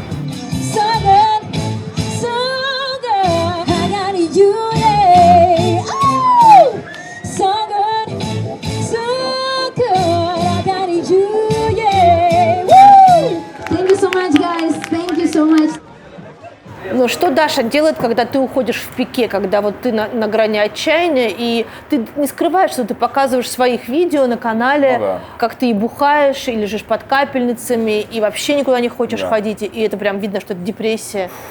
Она дома. Она понимает, что в этот момент она мне глобально ничем не может помочь. Она меня часто спрашивает: Жень, чем я могу помочь? Я говорю: Даша, ты не можешь ничем помочь, потому что мне нужно, например, найти деньги на клуб. Я верю, что я смогу это сделать. Она мне помогает тем, что она занимается детьми, она меня поддерживает. А как она себя ведет в тот момент, когда у тебя случаются вспышки гнева, назовем это так? Часто бывает так, что если совсем мне плохо, я просто уезжаю. Я уезжаю из дома, заселяюсь в какой-нибудь отель и живу там. Днем работаю, вечером могу сесть, просто, не знаю, смотреть в телефон, смотреть футбол. Я стал смотреть очень много футбола, чтобы отключить свой мозг. От мыслей каждодневных, что тебе нужно найти бабки, а когда зарплата, а когда мы сделаем транш, а когда мы сделаем перевод, а успеем ли мы туда, успеем ли мы до игры. И у тебя от этого просто мозг закипает, и ты, например, напиваешься, чтобы просто, сука, не думать об этом. Я хотя бы сплю. Когда напиваешься. Да, я хотя бы сплю. Это не решает ни в коем случае проблемы. Это плохо, там, не пейте, там, не курить, это все понятно. Но ты хотя бы отпускаешь эту ситуацию, и потом через какое-то время ты просыпаешься и говоришь, так, все, стоп, там, делаем вот это, вот это, вот это, вот это. Ну, я не знаю, как это назвать, Катя. Ну, какой-то берешь для себя Если время. ты находишься в этот момент дома, то будет хуже. Ну, я, во-первых, не хочу, чтобы дети меня видели в таком состоянии. Не хочу, чтобы у них красава ассоциировался с каким-то стрессом, нервами, бесконечными какими-то преодолениями. Они приходят на футбол, они кричат, они радуются. Дочь поет там кричалки, ну, это круто. Пусть они это запомнят. Пусть вот то, что остается за кулисами этого результата, пусть это будет, ну, как-то нашей какой-то участью. И почему я показываю, кстати, в роликах, что ты сидишь разобранный накануне чемпионата, чтобы люди видели, какими усилиями, самопожертвованием, верой, действиями дается результат. Да, Женя Савин там сидит перед чемпионатом, просто боящийся вот этого, наверное, старта чемпионата, этой бури, этой грозы. Он взял перед семьей ответственность, перед близкими, перед болельщиками, перед партнерами, перед самим собой, перед родителями, которых там таскают по милициям, разыскивая сына. Я перед ними всеми взял ответственность, что если уж я пошел туда, то я это вывезу. Он говорит, что когда ему там совсем тяжко, чтобы дети не видели его в таком состоянии, он куда-то уезжает. Он уезжает, он уходит. А что в этот момент делаешь ты? А я продолжаю жить. Что я делаю? У меня дети, я же не могу. Это очень клево, да, вот эта история о том, что мужчина может собраться, у него проблема, стресс, все, он пошел, там, не знаю, забухал, лег в спа или там просто ушел в отель спать. А дети в школу также ходят. Их также надо кормить, их также надо возить на кружки. Я говорю, я просто не могу, вы знаешь, слушай, что-то я так устала. Поеду-ка я на 3 дня просто одна закроюсь где-то. Я не могу этого сделать. Поэтому приходится как-то все это вписывать в свое расписание и переживать. Но история, в которой твой муж ставит все на дело, которое может выгореть, а может не выгореть. Как она по тебе рикошетит? По мне рикошетит только его настроение. Потому что Женя такой человек, который не всегда может совладать со своими эмоциями, когда что-то не получается. Поскольку он максималист, и он всегда ставит, знаешь, история это про него, когда ты уже дошел до цели, которую ты себе ставил, какую-то очень классную, какую-то такую достаточно масштабную. Но вот только ты переступаешь немножечко, он даже не дает себе прочувствовать кайф, вот немножечко туда капельку погружаешься, чуть-чуть ловишь кайф от этого, а потом у него сразу же уже есть другая еще сверхцель. И у него никогда нет вот этого момента выдохнуть, немножко кайфануть, получить вообще осознание того, что ты сделал, и потом уже идти дальше. То есть у него постоянно есть какая-то сверхцель, он должен какие-то тектонические усилия к этому прилагать, чтобы добиться этой цели, понимаешь? И он начинает нервничать очень сильно. Мне кажется, это такая адреналиновая игла, которая есть у спортсменов. Он из спорта перенес сейчас в свою деятельность, да, то есть ему всегда нужно бороться, нужно преодолевать какие-то невероятные препятствия для того, чтобы чувствовать, что он что-то делает. И, конечно, с возрастом, со стрессом тяжелее с этим справляться. И это все как раз рикошетит по мне и по семье, его эмоциональное состояние. Я тоже же не железный человек. И у нас, конечно, здесь начались конфликты, начались ссоры, начались там какие-то истерики, недопонимания, потому что я где-то уже начала говорить, слушай, ну я тоже многим пожертвовала. И когда он начинал говорить, ну что там твое, ты же кайфуешь. Что тебе? Ты детей проснулась, накормила, повезла. Я говорю, окей, конечно, это все прекрасно, но как бы не такой ты меня брал замуж, понимаешь? Поэтому было очень сложно переносить его эмоциональную нестабильность, которая прогрессирует постоянно. Вместе с тем, насколько он учится на работе сейчас вести дела свои более четко, более профессионально, не переходить на личности. И это круто получается, настолько где-то в семье, понимаешь, что идет компенсация. То есть все, что получается там, остается в семье? Сложнее. В семье это все сложнее. А что делать? сговаривать. К семейному психологу ходили 2 раза. Он сказал, мы же сходили 2 раза, что-то ничего не помогло. Я говорю, и у него, знаешь, всегда, так, вот сейчас, короче, сезон закончим. Угу. Потом так, сейчас сезон начнем. Потом опять сезон закончим, сезон начнем. Вот так мы, потихоньку. А теперь склеиваем картинку, что без огромной внутренней работы над собой, без правильных менеджерских решений ты никогда не станешь чемпионом. А вот этот путь, когда ты не спишь ночами, когда ты ломаешь руки на стадионе, когда ты бухаешь, когда твоя жена, не пойми как провозит эти деньги, чтобы зарплаты дать, когда ты продаешь квартиры в России, когда там риэлтор пишет звуковое сообщение. Мы не можем клиенту продать эту квартиру, потому что он хочет взять ее в кредит, а банковская служба безопасности сказала, что продавец, он, мягко говоря, там нежелательный, понимаешь? Ты продать там не можешь, тебе нужно перевести сюда, там ограничения по переводам, курс растет, у тебя нет спонсоров, ты готов положить на это все. У тебя команда в первый год уже никуда не выходит, ты вводишь все обязательства, у тебя денег 0, но ты веришь в это? Я не могу тебе это объяснить. Просто вот это та грань, которую я не хочу скрывать. Я хочу видеть плачущего Галицкого, я хочу видеть там разочарованного там в истерике Федуна какого-нибудь, или там Гиннера, я хочу видеть эту правду. Я не хочу видеть только успех. Гвардиолу плачущего мы видим. Гвардиолу, и классно, это же круто. Юрген Клопп, который, я не знаю, приходит домой, бьет тарелки или вяжет, или, я не знаю, смотрит на костер день. Я хочу видеть это. Потому что вот этот результат, он не может без этого быть, понимаешь? Но если ты там остался, если тебя это сломало, если ты остановился, вот этого, конечно же, никогда не будет. А вот этот и путь и есть счастье, Кать. Это и самое интересное. Если сейчас у клуба не появятся спонсоры, то что будет в вашей жизни?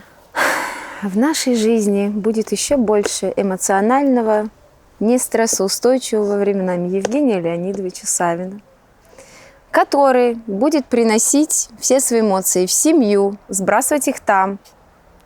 Потом находить в себе силы, идеи и идти дальше. А ты все равно будешь его поддерживать? Все равно буду, конечно. Это как было с нашими спонсорами, когда мы искали Фридома, когда сейчас были проблемы. То есть, если это не получается, то значит, нужно куда-то идти в другом направлении. Не просто там посыпать голову пеплом и говорить, все, Господи, все, ничего не получается, я не знаю, что делать. Надо идти дальше, смотреть в каких-то других направлениях, идти общаться, размышлять, что-то делать. Просто все равно нужно действовать, продолжать, понимаешь, а не просто садиться и плакать. Потому что первый год был очень сложный. Понимаешь, когда мы только сюда переехали, мы вложили все свои деньги, которые у нас были, попродавали все, что было дома, никого здесь не знаем, не понимаем, как это все устроено.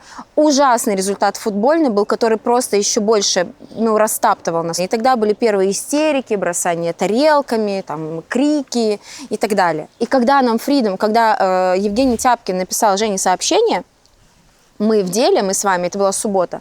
Это было очень смешно. Мне Женя звонит, а мы с детьми вот тут клубничка, знаешь, там собираемся куда-то на море. И он мне звонит, и он говорит, или он мне пишет, что все. И понимаешь, я даже заплакать от счастья не смогла. Я выбежала на улицу, потому что мне хотелось с подругами уже здесь, с моими, поделиться. Я к одной прибегаю, ее нет. Ко второй прибегаю, ее нет. Думаю, что ж такое? Хочется же расплакаться. И я звоню своей подруге. Вот когда я позвонила своей душуле подруге, и я ей просто проговорила вслух. Все, Фридом ответила «да». И я расплакалась. Она расплакалась, и все, знаешь, какая-то эмоция пошла, немножко отпустила. А что дальше? Это хороший вопрос, что дальше. Дальше нам строят стадион и базу. Это супер новость. Мы будем единственный клуб в Лимассоле, у которого будет свой стадион. Это в нашем районе. И нашему району, Ипсону, выделена земля, деньги от Министерства спорта и от муниципалитета. В течение 2 лет нам построят небольшой стадион. Рядом будет тренировочное поле, это будет наша база. И все прекрасно понимают, и я это понимаю, что вот сегодня на волне успеха, когда тебя поздравляют, даже в российских СМИ написали, первый раз про меня написали и про клуб после того, как я уехал. Я знаю, что им запрещали. Мягко говоря, не рекомендовали писать про футбольный клуб «Красава» и про Евгения Савина в том числе. Но они написали, что «Красава» вышел в высшую лигу, и это круто. И это как в бизнесе. Мы хотим поднять следующий раунд инвестиций, и мы ищем людей, которые любят футбол, которые схожи с нами по принципам, по ценностям, чтобы этот клуб вывести на стабильный уровень и играть в Еврокубках. Вот, смотри. Вот стадион «Альфа-Мега». И вот там, за стадионом, наша земля. И вот там нам будут строить стадион. Мы даже не заплатим за это. То есть будет платить Министерство спорта и муниципалитет. А мы будем в приоритетном праве управления этого стадиона. Кто не поет, тот Филипп Киркоров. Поехали! Доброе утро, последние герои! Здравствуй, последние герои! Запомни этот день. Когда-нибудь футбольный клуб «Красава» выйдет в Лигу конференций или Лигу Европы и сыграет на условном Стэмфорд-Бридж Челси против FC Красава. То есть это реально, это реальность. Тем более на Кипре достаточно лояльный вход в Еврокубки. Здесь бюджеты намного меньше, чем в соседней Греции или соседней Турции. Да? Здесь там с 7-10 миллионами уже смело можно бороться за Европу. И вот запомни, такое произойдет. Я тебе это обещаю. Мы сейчас с тобой сидим такие позитивные. Ну да. Я иностранный агент, ты уголовник, ты в розыске в России. Спасибо. А ты детям вообще рассказываешь про это? Дети знают. А что ты говоришь? Младший ребенок, София, она знает, что если папа приедет в Москву или в Россию, да, папу посадят в клетку. Жесть. Это все, что она знает. Ну, тоже жесть. Платон, все-таки ему 12 лет, ему я конкретно говорю, что, сынок, папа просто сказал, что не хочет, чтобы таких же детей, как ты, убивали. И все. И все. Для него это оказалось достаточно? Ну, по сути, да. Я сказал, что я против этого, и все. В Беларуси ты тоже в розыске? В Беларуси. Я не в розыске, я там тоже, у меня уголовное дело. Там, да. Под статьей. А в России у тебя что-то осталось? Не кто-то, в смысле родители, а что-то, я имею в виду, там, недвижимость, дела, долги? Нет, долгов у меня точно нет. Мы закрыли, кстати, совсем недавно, закрылось официальное юрлицо футбольный клуб «Красава» в России. Можно поздравить или порадоваться, не знаю, или грустить. Вот, у меня осталась единственная недвижимость, которую на маму мы переписали, где там все вещи, где прописаны дети, и все. Осталось юрлицо, которое я не могу закрыть, потому что мне не дают заплатить налоги. Мне налоговая выкатила кучу претензий, которые мы все обосновали, и там остался маленький хвостик, и они мне не дают его закрыть. Просто принципиально. Тянут просрочены все там мыслимые и немыслимые временные условия, когда там должны там ответить что-то, не ответить. Просто принципиально сверху команда там тебя долбить и все. Не давать заплатить и все. А это кто-то на тебя конкретный зуб имеет? Ну, кто-то там, да, видимо, То сверху, есть наверное. это не только из-за фильма и высказывания, а по совокупности того... Ну, по совокупности истории, что ты как бы в розыске, ты там враг. Ну, ты в розыске-то по дискредитации. По дискредитации. Ну, в тебя, ты же в любом случае как бы там не супер позитивный пассажир, и, видимо, там есть какая-то команда сверху. Там, Обида есть? трахать мозг. Нет, вообще никакой обиды. Любая обида – это очень разрушительное чувство. Это значит, я буду думать о ком-то, что-то там все. Да я иду вперед, блин, посмотри на меня. Какая обида? На кого? На оперуполномоченного из Тульского района города Москвы? Да он сам себе не принадлежит. Мне на него обижаться и свою жизнь положить, чтобы ему что-то доказать? Или какому-нибудь там типу, который сидит там в Уссурийске как бы и меня проклинает? Да мне какая разница на них? Пусть они на меня смотрят и смотрят мне в спину и говорят, блин, нифига себе, он там смог. Я думаю только о том, как сегодня выйти и забрать чемпионство в чужой стране, в котором мы сделали уникальную историю. А может быть и вообще в европейском футболе за всю историю таких кейсов не было. Ты веришь в то, что «Красава» будет играть на Еврокубках? Конечно. Это просто дело времени. И дело, знаешь, интуиции. И он мне всегда говорит, у тебя есть чуйка? Чуйка есть, вот эта интуиция, то есть он так называет. И мы как-то пытаемся это почувствовать, вот так пощупать где-то душой. Да, нет, туда идем, не туда идем. Но когда «Красава» играет на Челси, где ты? Я там же, конечно Поешь? же. Пою? Слушай, вот этого я не думала об этом. Хорошая идея, надо подумать. Я не против.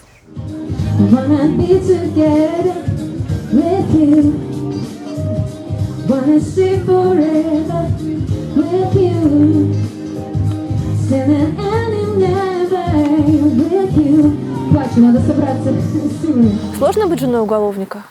Так никто никогда не называл еще. Нет, я не думаю про это, честно говоря. Я об этом думаю только тогда, когда я хочу слетать, допустим, на свадьбу в Москву к подруге. И не могу. Понимаешь? Вот тут я вспоминаю об этом. Слушай, это же все настолько относительно. Все зависит от того, как ты живешь, от свободы перемещения. и так далее. Лично у меня есть, конечно, не свобода перемещения, понимаешь? Потому что у меня нет визы, и мне дорога куда? Румыния, Болгарию отменили, Грузия, Армения, и все.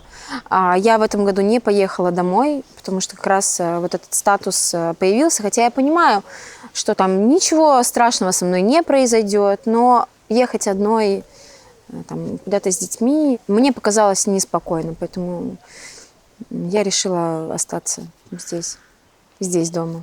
Но дети, конечно, очень скучают. Скучают? Очень хотят в Беларусь, к бабушке. И получается, что компании, хоть как-то связанные с Россией, не могут стать твоими спонсорами, потому что им есть что терять там. Компании, которые публично там, из Украины меня поддержат, их сожрет общество и скажут, а что вы там дома не помогаете. Поэтому ты между двух огней. А на европейском рынке ты пока еще не очень известен. А на европейском рынке им не нужна твоя аудитория постсоветская, потому что они все, даже кто там компании, допустим, откуда там с корнями, они такие, все, мы вообще это не знаем, бля. И как бы, а для местных ты вот такой вот, у тебя нет истории, у тебя нет какой-то огромной аудитории целевой для них. И получается, ты между двух огней, ты тут предатель, а здесь ты враг. А ты вроде нормальный парень, который говорит, да я за футбол, я хочу свою мечту продолжать. Ребята, я готов пожертвовать всем. А сколько ты раз хотел бросить? Прям вот реально хотел бросить или эмоционально бросить? Не, прям реально, когда ты понимал, что нет сил, все. Это вообще не в черте моего характера. Я вот даже сыну своему говорю, Платон, ты можешь заниматься чем хочешь. Вот, кстати, он не ходит иногда на футбол, я его не заставляю.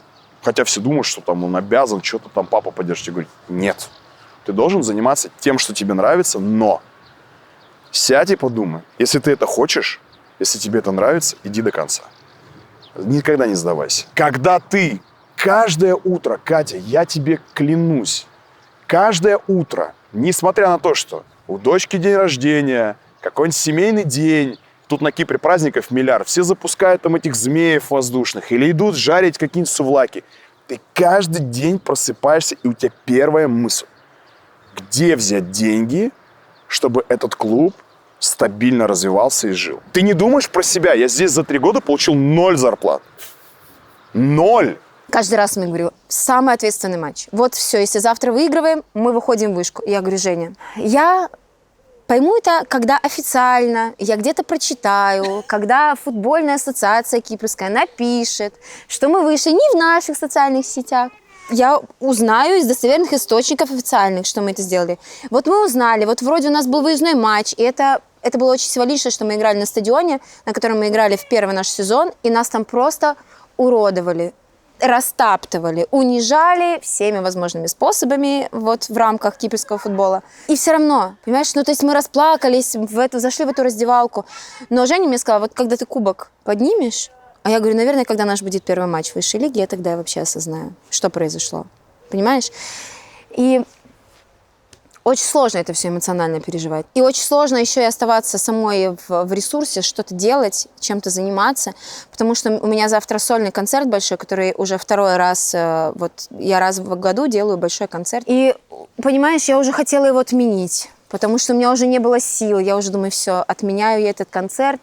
Мы там с ним разругались. И уже я на кубок этот не пойду. И вообще мне ничего не надо.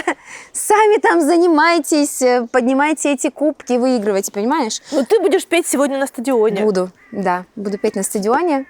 Это тоже символично, потому что весь прошлый год на домашних матчах я пела.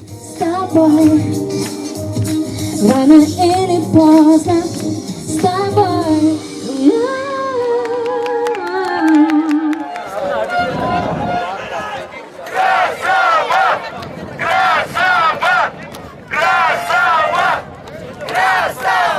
Как так вышло, что ты назвал свою команду своим именем? Я поискала специально. Красава, да, в истории большого Меня футбола. Евгений зовут вообще, Кать, здрасте. Жень, да, ну, я понимаю, здрасте. Но сперва вышел все-таки YouTube-канал «Красава», да? А до этого тебя среди своих называли все-таки Сава. Сава, да, Сава Красава. Меня так брат называл. У меня, к сожалению, умер брат. У нас такое... Я не люблю рассказывать про свое детство много. Для кого-то это гетто, как мне написала недавно сводная моя сестра. Ты всегда хвалишь Тобольск, ты хвалишь, ну, как бы круто говоришь про свое детство, но на самом деле это была тюрьма под открытым небом, где, выходя во двор, ты отстаивал себя и отвечал за каждое свое слово. На самом деле это было так. 90-е годы, город Тобольск, в центре города тюрьма, Но как бы это все накладывает отпечаток, в принципе, на город и на поведение. Ты сам каждый день отстаивал себя и, скажем так, выстраивал свою жизнь, да, в том социуме, в котором ты находишься. И вот Сава меня называл мой брат, который, к сожалению, остался там и умер от героина, да, то есть как бы это на самом деле нормальная практика, к сожалению, нашего такого детства, юности. И вот он меня называл, потому что я хорошо играл в футбол. Сава Красава — это, по сути, вообще Красава — это уличный респект. И это не только касаемо футбола. В принципе, если ты держишь удар, ты красава. Если ты не сдаешься и не сворачиваешься со своего пути, ты красава. Если ты помогаешь младшим там, и уважаешь старших, ты красава.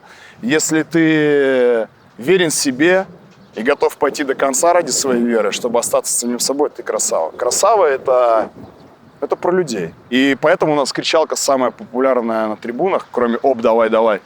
Она просто тут всех веселит. Это каждый из нас кто красава? В каждом из нас есть красава. Но на что ты готов пойти, чтобы остаться красавой? Это уже только тебе решать. Каким был Тобольск твоего детства? Вот опиши просто. Первая наша квартира была коммуналка, 9 метров. Я, мама, папа, сестра. Типичная история для тех лет. Новый город. Вокруг нефтехимического комбината были вот эти панельные постройки, такие, знаешь, черными швами. Обожаю их. У меня даже вот сейчас я сделал татуировку недавно с этой панелькой своего детства. Не знаю, когда я ее увижу вживую еще раз, может быть, уже никогда. Но я на нее смотрю в зеркало каждый божий день. Знаешь, что это было? Это очень сильно сказалось на мой характер, на мою способность коммуницировать с людьми абсолютно разными. Потому что представь, ты ребенок, дверь подъезда открывается, и ты выходишь. Зима, 90-е годы, куча наркоманов, тюремный город, где каждый чувак, который до тебя докопается, есть деньги, а есть это, а если найду, а если то. И только ты решаешь, как ты в этом мире, даже в рамках своего микрорайона, кем ты будешь здесь.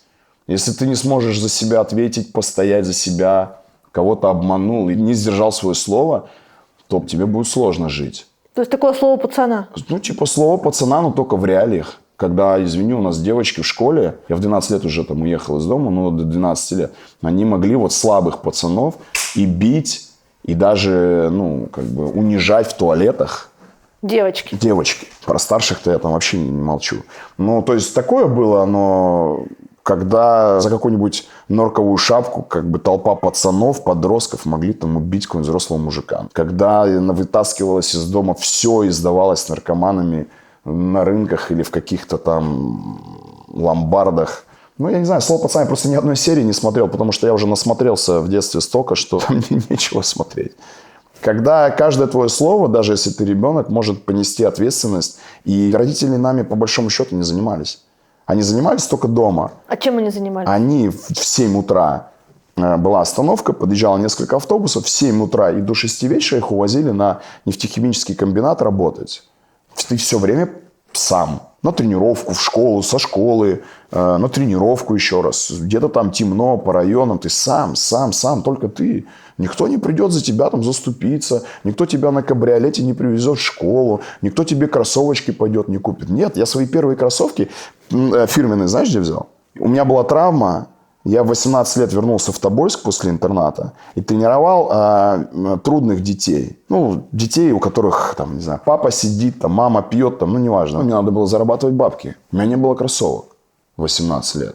И я пошел, получил, по-моему, 1,5 месяца зарплату. Тогда в Тобольске открылся мультибрендовый магазин, и купил себе такого болотного цвета Nike кроссовки. Причем они были из какой-то супер плотной ткани, видимо, что просто только их убить, я не знаю, если их сжечь, допустим.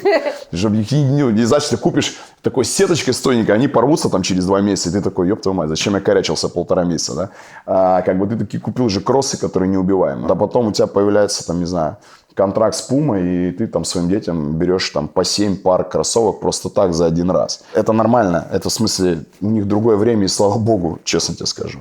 Но Тобольск 90-х лет, и эта улица, и этот двор, и те принципы, и тот стержень, который хер сломаешь, который внутри меня. Ты говоришь, ты пошел заниматься футболом в 7 лет. Что был за триггер? Почему ты пошел заниматься именно футболом? Меня брат привел. Так как у нас мамы родные сестры, мы всегда вместе с ним ходили куда-то. Вот. И мы вначале пошли на карате вместе. Потому что, 90-е годы, Сибирь, надо же уметь постоять за себя. И нас с мамой, отправили на карате, но в какой-то момент мы поняли, что, что-то вообще не то. И брат у меня начал ходить на футбол и притащил меня на первую тренировку. У меня как-то сразу начало получаться. И я помню этот разговор, я пришел к маме и папе, и вот прям знаешь, это когда ребенок должен отстоять свою позицию. А страшно же. Ты должен родителям сказать, что вы меня туда ведете, а мне не нравится. Плюс там-то ты хотя бы понятная, очевидная польза, что ты можешь хотя бы если тебя кто-то будет обижать, кому-то суметь ответить. А футбол, что за херня вообще? И я помню, я маленьким пришел, посадил родителей, сказал, что я хочу заниматься футболом. И тоже был вопрос, почему футбол? Я говорю, они путешествуют, ездят на сцену. Я начал какую-то выдумывать несусветную дичь. И родители мне говорят, окей, иди на футбол. И так я пошел на футбол, сел в автобус, а сам собрался с ребятами, кучканулся на остановке у нас. Мы сели в автобус и поехали в детско-юношескую спортивную школу к такому прям тренеру. Нас посмотрели и меня оставили. Но, опять же, раньше же не было ни условий, ни родители не возили, ни экипировки. Я до сих пор помню... На поле вы в баскетбольном зале играли? В баскетбольном зале просто паркет был там вообще. Там просто был трэш. Но как трэш? Слушай, это был золотой, замечательный трэш из моего детства. Так вот, у меня в 7 лет началась футбольная история. И так получилось, что... У меня просто получалось. Меня, например, на первом же турнире признали лучшим нападающим. Черенков мне вручал приз. У меня до сих пор фотки. Черенков тебе вручал? Представь. Причем это было в Нефтеюганске. Это там северный город. Мы поехали туда. Зима, мороз. Этот зал. И мне Черенков вручает. И это прям у меня стояла эта фотография. Дома в Тобольске. Она прям стояла на стенде. Мне папа такой стенд сделал. Там были всякие медали, фотографии. Понятно, что все в детском уровне. На взрослом уровне я не выиграл ничего. Ты знаешь, для меня один из самых сложных для понимания моментов в твоей карьере, в твоей жизни, это твои 12 лет, когда мама берет тебя за руку и из Тобольска, каким бы он ни был, отвозит в Волгоград, Классный город. в интернат, ты рыдаешь, она рыдает. Вы не видите друг друга, она говорит, я что могла делать, я 4 раза в год приезжала, 4 раза в год, это же мало. Нет, подожди, какой 4 раза в год? 2 раза в год максимум. Бывало так, что когда у нас были новогодние турниры, ты в Новый год не едешь домой. То у нас было так, что я раз в год видел родителей. Но, Кать, пойми, если бы тогда меня мама не отпустила в интернат, то я бы, скорее всего, закончился, как половина моего двора, как мой брат и как кто-то еще. Не из-за того, что они были плохие. Все-таки... Ты торчался бы? Скорее всего, да. Я бы был в той среде, где большинство из них либо умерли от наркотиков, либо сидят в тюрьме. Вот и все. Моя мама прекрасно это понимала. И она, если сын на удивление пошел в футбол, если ему нравится футбол, и есть предложение поехать в интернат, и там он будет развиваться по спорту, со слезами на глазах она меня отпустила. Я не представляю, как она это сделала. За 3000 километров от дома видеть ребенка раз в год, в 12 лет. Это сейчас есть скайп, интернет, мобильные телефоны, все что угодно. Я на телеграф приходил, кидал эти монетки, заказывал звонок и плакал, понимаешь. Или она звонила в интернат, там в конце коридора был один-единственный телефон на всех, и родители по ночам в льготное время, где дешевле звонили, и ты просто Тобольск, и ты бежишь просто на ускорении, как за мечтой, чтобы маму услышать, понимаешь, которая плачет в трубку. Что ты считаешь пиком своей карьеры как футбика? Ты играл за хорошие клубы, ты вызывался в сборную, но ты не сыграл на высоком уровне за сборную. Ты знаешь, как вызов в сборную, это всегда приятно. Ты не представляешь, что такое получать письмо из РФС. Оно как по почте приходит? Кстати, интересный вопрос. Я-то старый, мои еще игры на видеокассеты снимали. Сейчас детям скажи, они не поверят. Они компакт-диск-то не поймут, что с этим делать. Они думают, что какая-то тарелка, собаки кидать. А видеокассету, если показать, и я уверен, что София точно не будет понимать, что происходит. Если сказать, что там папа сидит, она будет в шоке вообще. Так вот, наверное, на e-mail все-таки это приходило уже. И когда приходит письмо из РФС, что такие-то или такой-то конкретно Евгений Савин вызывается Российским футбольным союзом у Амкара, например, или у Крыльев в сборную России, или по телевизору объявляют список игроков, вызванных в сборную России, ну, ты не представляешь, какая это гордость, особенно была у родителей. У меня есть в рамке эти вызовы, не помню где, наверное, в Москве они остались, вот прям вот эта бумага, то есть я ее распечатал. То есть это была... А, ты печатал? Ну да, ну, конечно, вызов в сборную 100%, вызов в молодежку 100%, голы Португалии, например, там в отборе на Олимпиаду. Но самая главная победа, то, что меня любили и в Перми, и в Самаре, и там в том же Тульском Арсенале, когда весь стадион скандирует. Да неважно, какого уровня ты игрок, если они видят твою отдачу, если они видят то, что ты этим живешь. Мне кажется, главная моя заслуга, то, что меня везде, в принципе, любили и запомнили. А почему не сложилось профессионально? Почему не сложилось? Кто сказал, что не сложилось? Если взять мальчика из Сибири, который там пришел в футбол только в 7 лет. А это поздно. Ну, это поздновато, да. Где, по сути, никакой школы через тернии, через какие-то трудности, бог знает откуда, вылезти и там доиграться до сборной России и там 200 там, матчей, допустим, высшей лиги. Почему не получилось? Могло быть лучше, да, но поверь, могло быть намного хуже.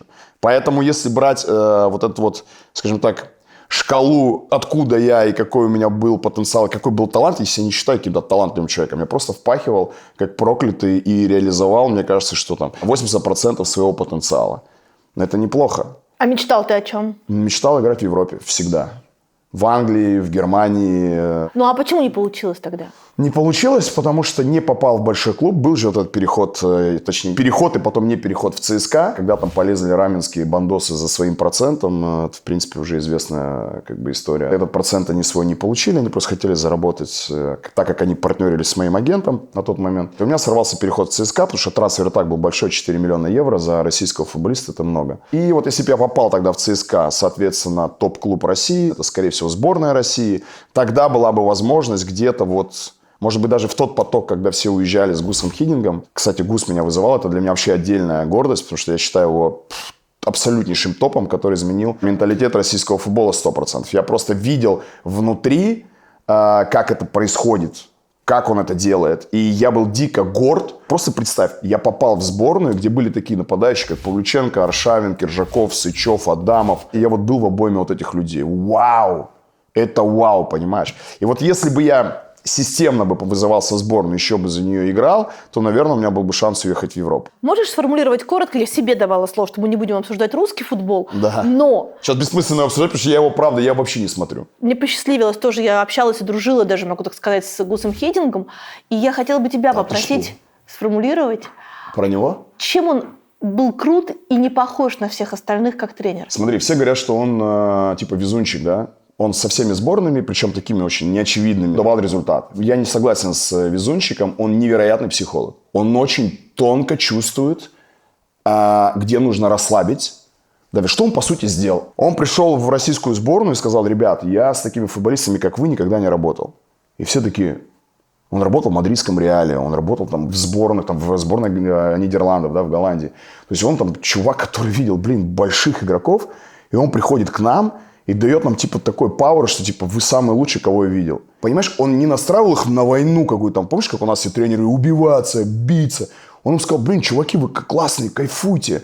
И как играла сборная? Он поменял их голову. Ну, 2008 я считаю, что золотой. Он поменял их мозги. Вы крутые, вы можете уезжать в любые страны, вы можете играть. Он им дал вот эту вот атмосферу счастья, понимаешь?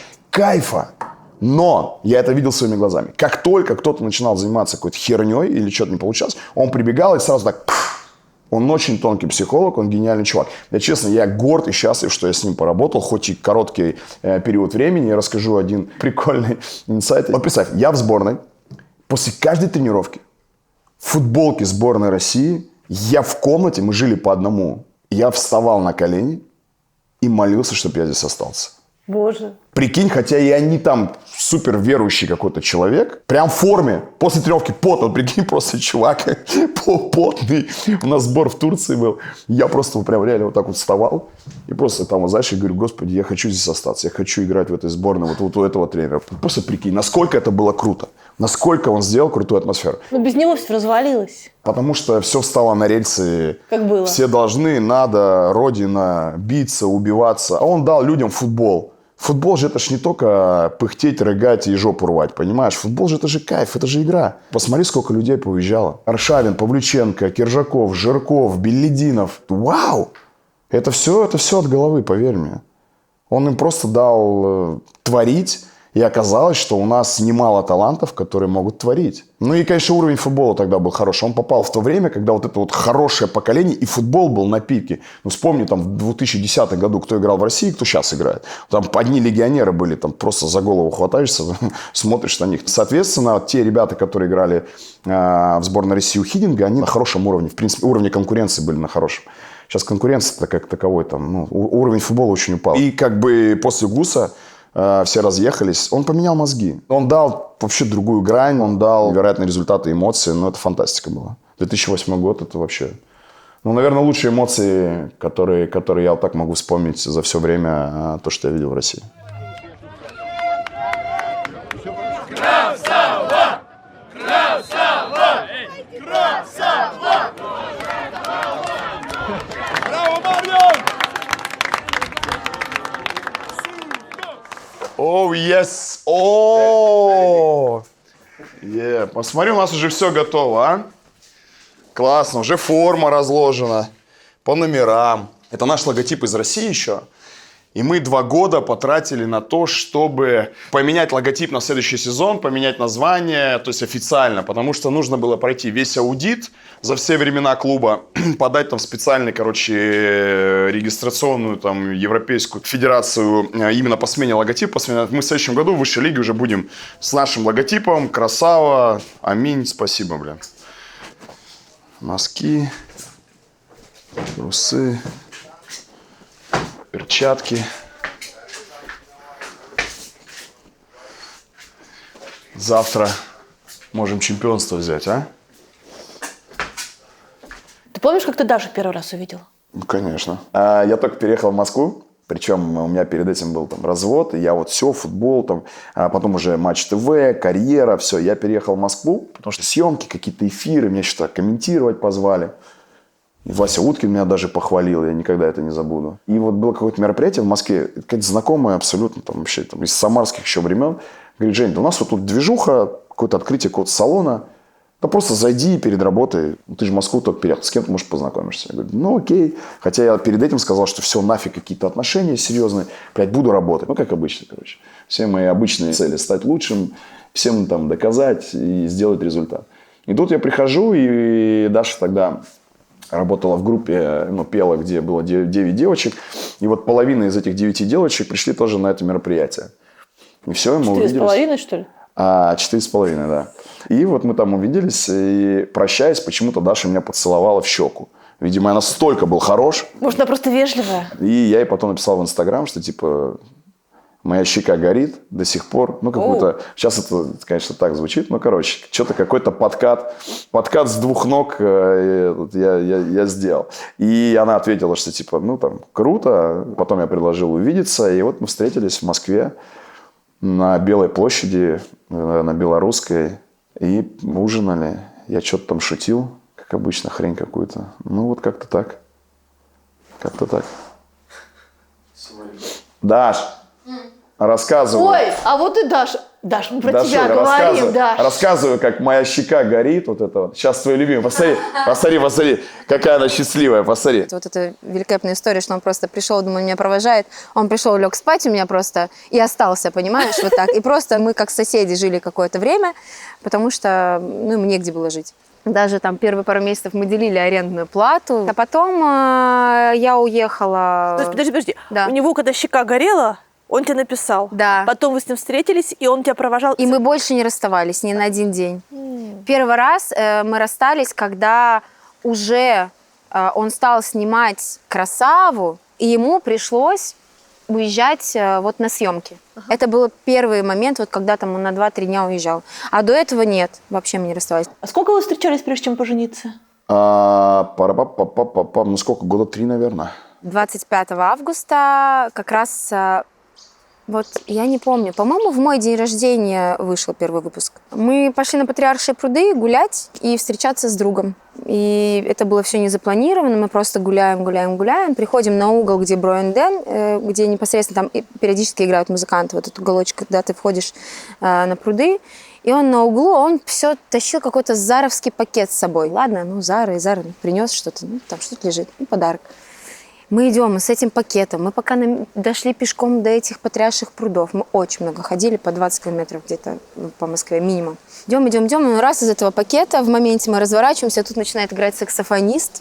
Не запланированно, говорит, это, конечно, вот, понимаешь, вселенная чувствует.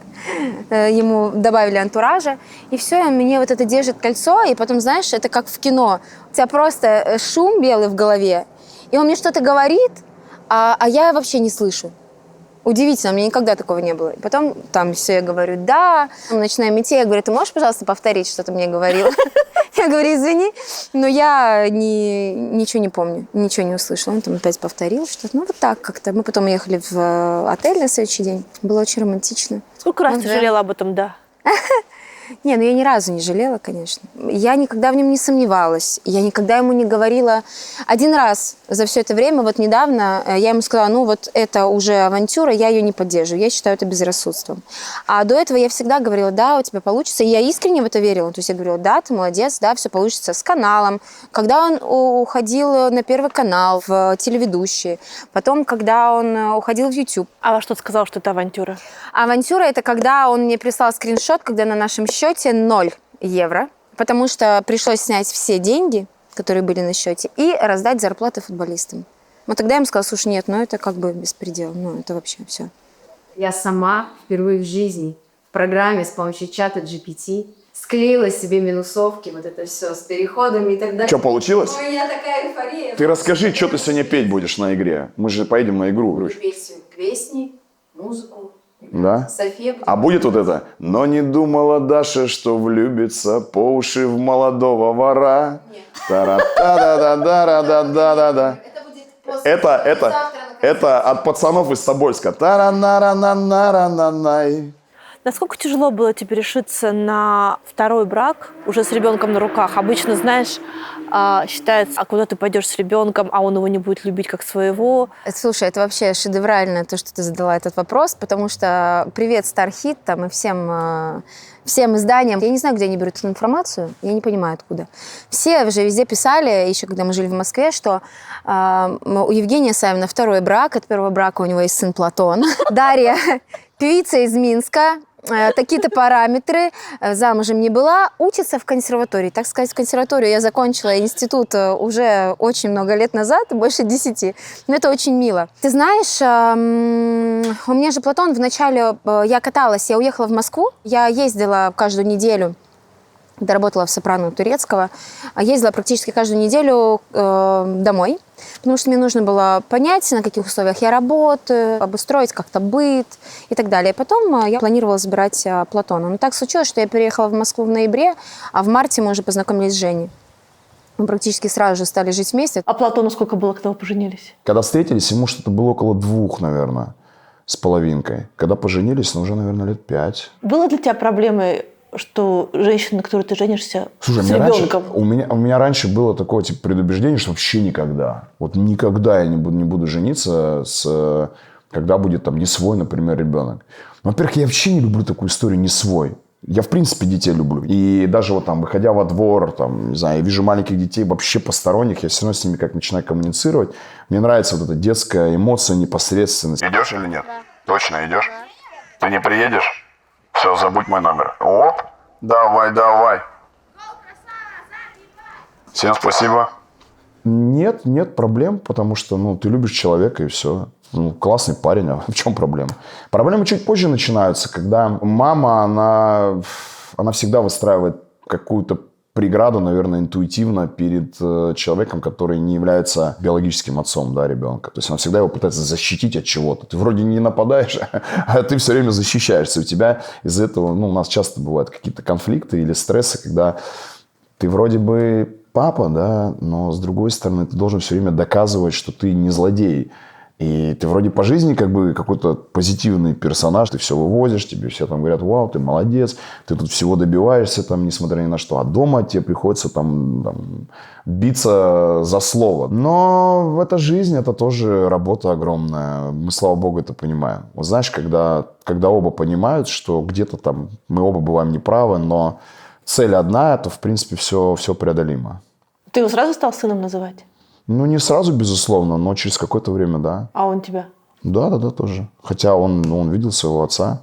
Причем самое забавное, так получилось просто, что его отец там в какой-то момент, когда у Даши уже пошло все хорошо со мной, он там запретил ему выезд за границу. Я очень сильно кипел, что твоего ребенка везут за границу, а ты препятствуешь этому. Но потом, когда я снял выпуск про Беларусь, он через нее передал мне респект. У нас был разговор серьезный, и он сказал: ты знаешь, я не знаю, это большая ответственность, я не могу тебе ничего обещать. Я говорю, это твое право, я понимаю, я это принимаю, это нормально. И мы съездили в Новый год в Нью-Йорк, первый наш Новый год.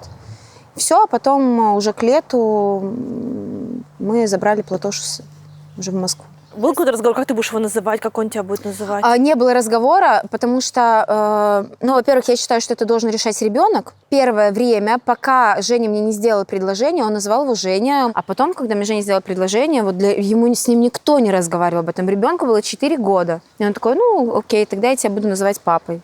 И все. И он стал его называть папой вот так как-то легко, а для Жени тоже, естественно. Это их какая-то химия, я туда даже абсолютно не вклинивалась. Мальчики и девочки — это разные, в смысле? Абсолютно. Хочешь прикол расскажу? Когда София родилась, я был в роддоме. Ты прям на родах был? Я был на родах. Респект. Это интересная история была. Я как-то приехал в Осетию. Представляешь, горы, большой стол, сидят только мужики. И я им рассказываю: парни, я был на родах. Какой это кайф, какая-то эмоция. У женщины рождается ребенок, такая эйфория. Я стоял за спиной и плакал. Они такие сидят. Нам тебя не понять. Так вот, родилась София, я 3 дня был в шоке вообще. Я ее возил на эти какие-то процедуры. Первые дни их там что-то куда-то там надо возить все время. Я просто был в шоке. Во-первых, от эйфории Даши, этой бесконтрольной эйфории матери, когда рождается ребенок, это как чудо. Я настолько был впечатлен, я просто плакал, правда. И по поводу мальчики и девочки, разные или нет. Ты завозишь ребенка, которому 1 день, ты завозишь его в такую общую комнату, где там какие-то лампы, я не знаю, наверное, какая-то дезинфекция, или бог знает, что там происходит. И ты прям по лицам, по мимике видишь, мальчики, что-то такие суровые, которые, они готовятся уже пыхтеть куда-то. И девочки такие нежные, такие хорошие. Нет. Да, я тебе точно говорю. И знаешь, в этот момент ты, во-первых, видишь мальчиков и девочек, и тут происходит главный обман вообще в истории человечества. Знаешь, что ты в этот момент говоришь? Мой ребенок самый красивый. Это правда, потому что это твой ребенок. Конечно. Самый красивый, потому что это твой Смотришь, ребенок. других, они какие-то красные, сморщенные, а твой-то вообще. Это же наебалово. Нет. Они все красивые. Девочки и мальчики, они с первых дней разные. Это невероятные эмоции. Я вообще люблю собирать эмоции. Я, в принципе, живу эмоцией. Я эмоциональный человек. Как иногда говорят, пограничник. У меня либо плохо, либо хорошо. Слово «нормально» для меня это ужас. Я не понимаю нормально.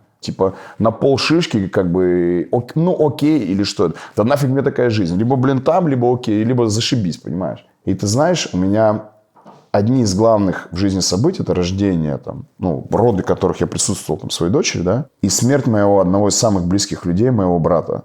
И я смотрю в этот момент на мать, которая рожает и которая хоронит. А ты знаешь, бесконтрольная эмоция, градус одинаковый. Абсолютно одинаковый. Только тут позитив, и то, что уже не повторить. Этот ребенок 2-й раз не родится. А тут негатив, и ты хоронишь человека, который уже 2 раза не умрет. Абсолютно одинаковые эмоции.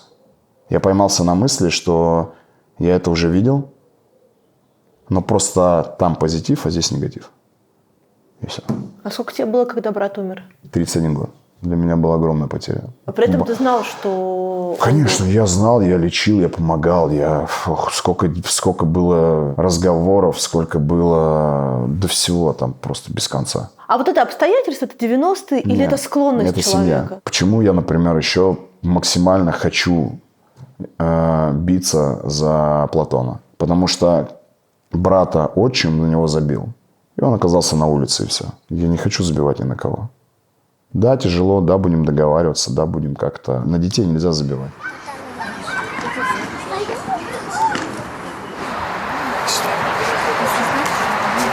Мальчик, что мы? Да. Артур, привет. Привет. Привет. еще один зовут Виталик, который занимается академией в том числе. И он говорит, слушай, у нас в академии случилось горе. А мальчик с мамой переехали из Украины, вот у него мама умерла. О, боже. Да. Что думаешь? Я говорю, слушай, первая мысль, что мы точно как клуб, ему поможем, чем можем. Причем мальчик еще не знает об этом, что умерла мама, ее просто увезли на скорой. Он остался с друзьями мамы, они вместе живут. По итогу мы сделали целый матч-дэй, посвященный Артуру. Мы собрали около 7 тысяч евро. Мы ему, естественно, как клуб, бесплатные тренировки, форма, там, пожизненно, сколько он хочет играть, он играет здесь бесплатно.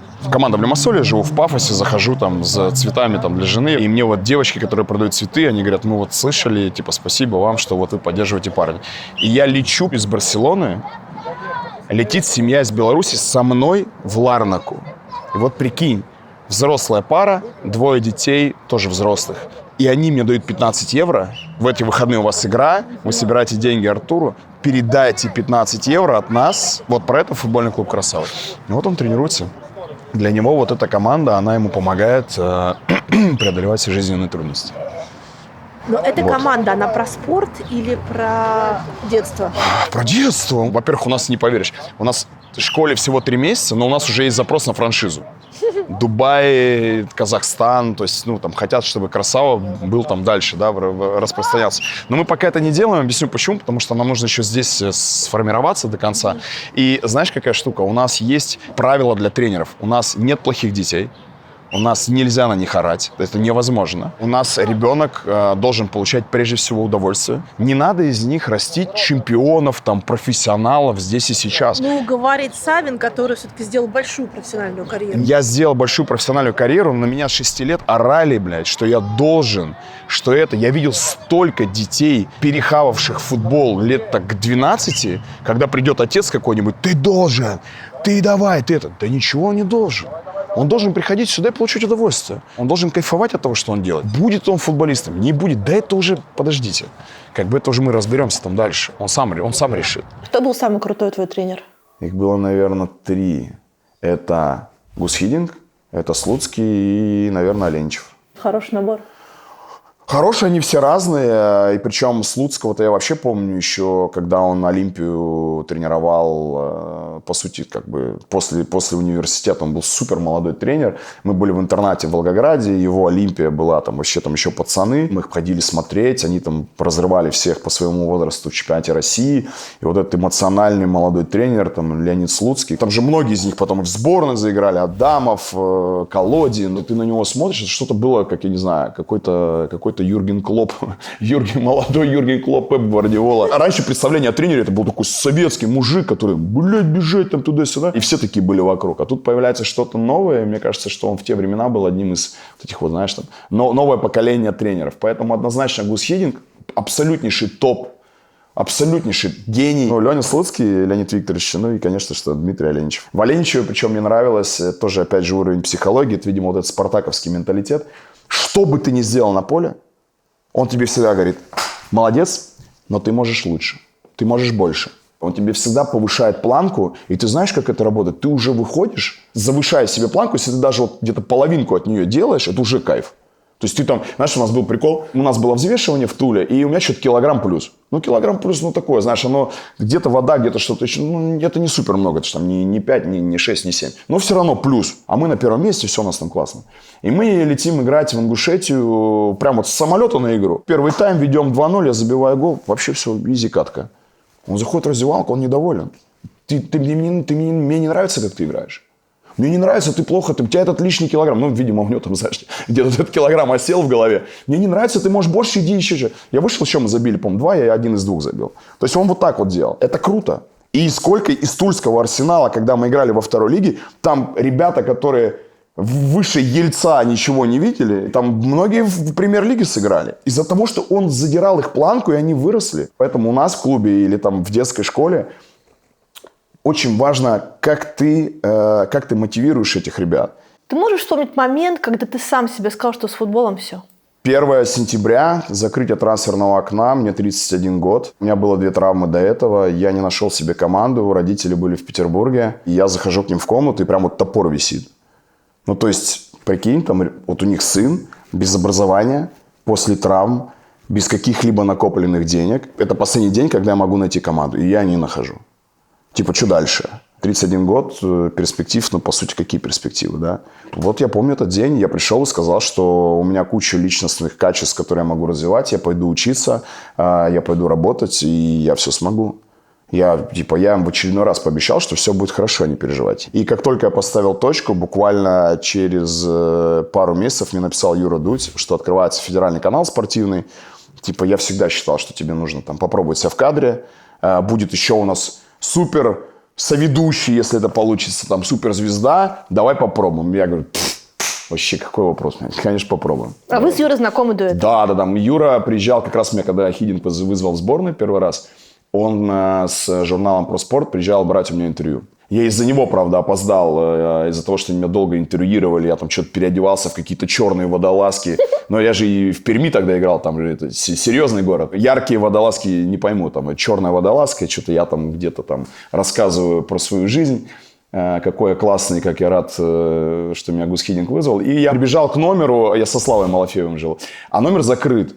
Слава уже спустился на ужин, а опаздывать нельзя, то есть там штраф сразу, Гус собирал эти деньги, потом, куда-то их тратили все вместе. И все, у меня паника, я молодой пацан, я подбегаю к двери, до ужина там 2 минуты, все закрыто. Я Юрий этим всем говорю, да ёб вашу мать, со своим журналом, меня сейчас я в сборную приехал, меня там оштрафуют, выгонят. Прям прибегаю в этой водолазке, представь, все в костюме, ты же приходишь в одинаковой одежде, все там в поло, там сборная России, тут герб, тут все, все одинаковые. И я, представь, врываюсь в этот ресторан в каких-то туфлях, сука, джинсы, черная водолазка, Слава, дай мне ключ. А это было гениально. Но меня оштрафовали, я не помню на сколько, что-то долларов на 100, наверное. Но вот так мы познакомились с Дудем. И потом мы часто встречались, когда Крылья или Амкар играли в Москве. Почему-то у меня отложилось, как мы сидим в кафе Муму на Соколе. Вот представь, помнишь, когда с подносами ходишь там, ты борщи заказываешь, и тебе еще в конце конфетку дают.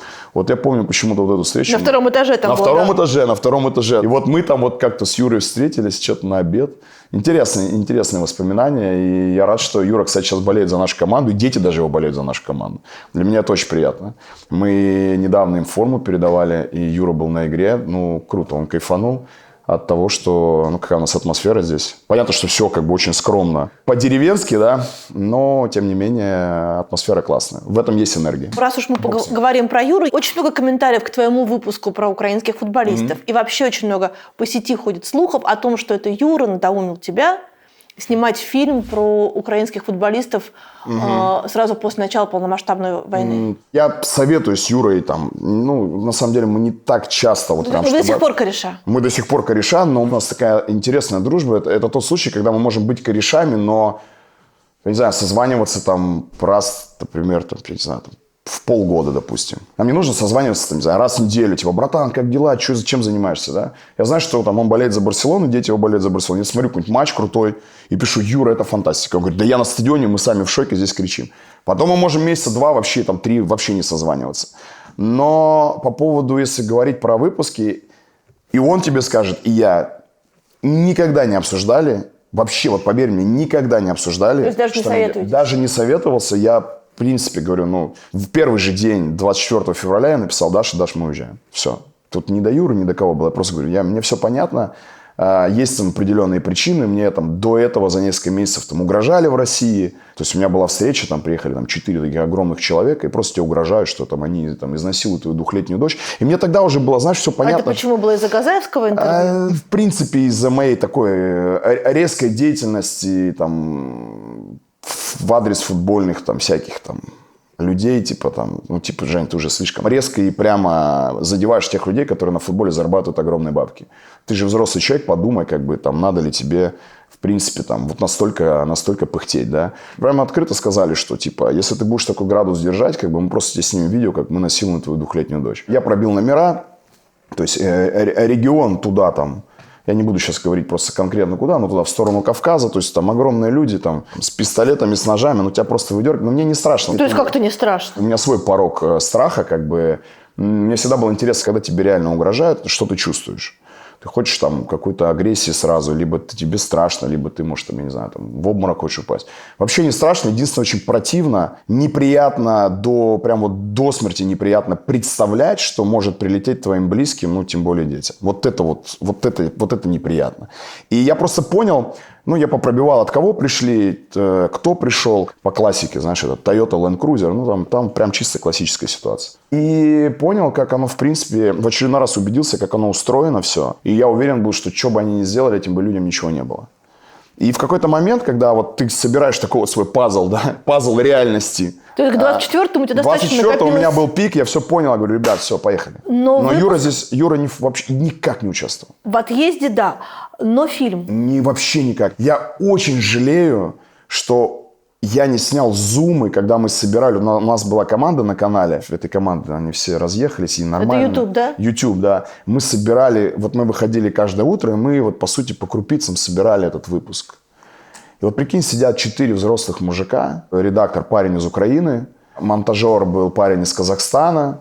Я уже на тот момент сидел в Турции, и второй редактор у нас сидел в России. И мы просто сидим, собираем выпуск. То, что я там слушал от беженцев, там, от ребят, сборников Украины, от параатлетов, там все. И когда вот эти вот стыки там Симонян или какого-то вот этого ада на контрасте с тем, о чем говорят люди, мы просто, прикинь, взрослые мужики, и мы начинаем просто плакать. Вот прям взахлеб. Вот прикинь, как этот выпуск сыграл. Я очень жалею, что у нас, не знаю, насколько бы ребята бы согласились это все опубликовать, но вот это вот так вот собиралось. Юры даже близко, я тебе клянусь, ни разу с ним об этом не говорил. И мы как-то обсуждали, кстати, с Юрой, вот буквально недавно, когда я был в Испании, он как раз тоже говорит, все думают, что я тебе еще отдельно респектую, что ты сам просто как бы принял это решение. У меня, Катя, вот ты с мамой моей поговоришь, у меня есть черта характера, если я что-то решил, на это уже очень сложно повлиять. Это вот, наверное, где-то в отца. Все, если я решил, то есть это все, я вот прям иду туда. Если я решил, что меня здесь нет, меня здесь не будет. Никто не повлияет, никакие деньги, ничего не повлияет.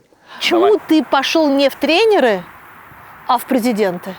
Чтобы тебя Леонидовичем называли? Не-не-не. Кстати, огромное заблуждение. Когда заканчивается футбольная карьера, все такие, что буду делать, да? Слушай, я же футбол понимаю, я же играл. Пойду детей тренировать. Тренер – это вообще отдельная профессия.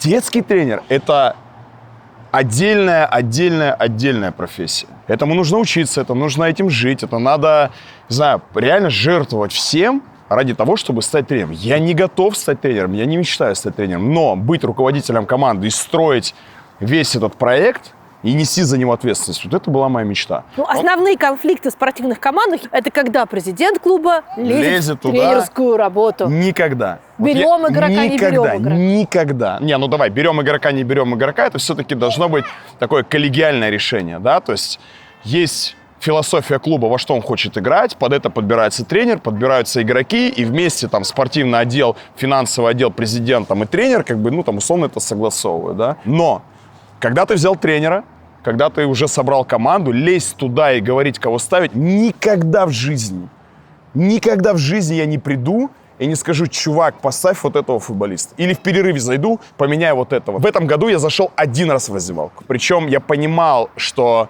у нас была серия поражений, я не убрал тренера, хотя меня просили об этом. И следующий матч мы играем плохо. Я понимаю, что тренеру нужна помощь прежде всего. Он на них орет в раздевалке, а я шепотом им сказал, что весь клуб работает на то, чтобы вы дали результат. Тренер не спит ночами, я не сплю ночами. Вы лучше, чем эта команда. Я причем шепотом говорил. Это высшая степень того, что я, понимаешь, хочу достучаться. И я просто сказал, что, ребят, выйдите и сделайте, вы лучше их. Они вышли и выиграли. Это был один раз за весь сезон. Я не хожу на тренировки, как раньше. Я не лезу в раздевалку. Единственное, о чем я прошу тренера, это о том, чтобы перед игрой он мне скидывал план на игру. То есть состав плюс, как мы хотим играть, во что мы хотим использовать. Потому что я хочу понимать, какой план. Все. Все остальное они делают сами.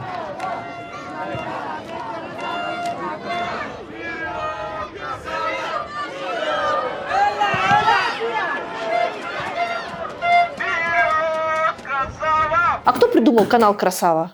Вот что он будет YouTube. Это 9 месяцев рождалось примерно, как ребенок. Однушка, кухня маленькая у нас была. И вот я сидел и думал, что намутить-то такого. Я понимал, что телек уже все после чемпионата мира, но надо что-то свое делать. И самое органичное – это футбол. Но футбол – маленькая аудитория, как бы, да кто футбол потребляет, это все банально скучно. И я в какой-то момент думал, блин, да давайте показывать его так, как я видел. А там же и социалка, и интересные интервьюхи там с футболистами, и какие-то тревелы дикие, там абсолютно, как у меня вот там с махачкалинским дублем было Анжика, там в автобусе шарашишь 2 дня на игру. И там происходит там, какое-то кино внутри этой дороги. И расследование, и там все. А почему не показывать, как есть, да? Вопросы не задавать прямые. Тем более я-то читер, блядь, я там был. Мне не прокатит вот это там. Мы в кальянные не ходим, мы готовимся к игре. Да-да-да, иди, расскажи вон. В газету футбол, хоккей. Но то, что ты сам себя снимал. Мы разные форматы пробовали. А мы это кто? Ну, я, команда наша. Кто-то с Матч ТВ, мы там, кто-то приходил, уходил, там, и монтаж, и все. Что мне удобнее? Мне неудобно разговаривать на камеру. Я снимаю на себя, мне нравится этот формат. Вот этот влог, там, типа, здорово, ребят, смотрите, вот здесь. Потому что я отвлекаюсь, если я себя снимаю, я все время смотрю, как я выгляжу. Ну, потому что ты видишь, просто я выгляжу всегда хорошо, поэтому мне не надо никуда смотреть. А ты боялся, что не полетит? В Ютубе? Конечно. В 2018 году мы запустились. Я боялся, что не полетит. Я смотрел, по сути, каждый просмотр, который там набирается. Каждого подписчика ждал. А деньги откуда были? Деньги, вот смотри, прикол. Деньги были мои. И, знаешь, я боялся, что не полетит. А потом, знаешь, чего я боялся? Ты не поверишь. Я боялся записывать первую интеграцию. Это был 10 или 11 выпуск. Мне было стыдно перед людьми, что я начинаю на этом зарабатывать.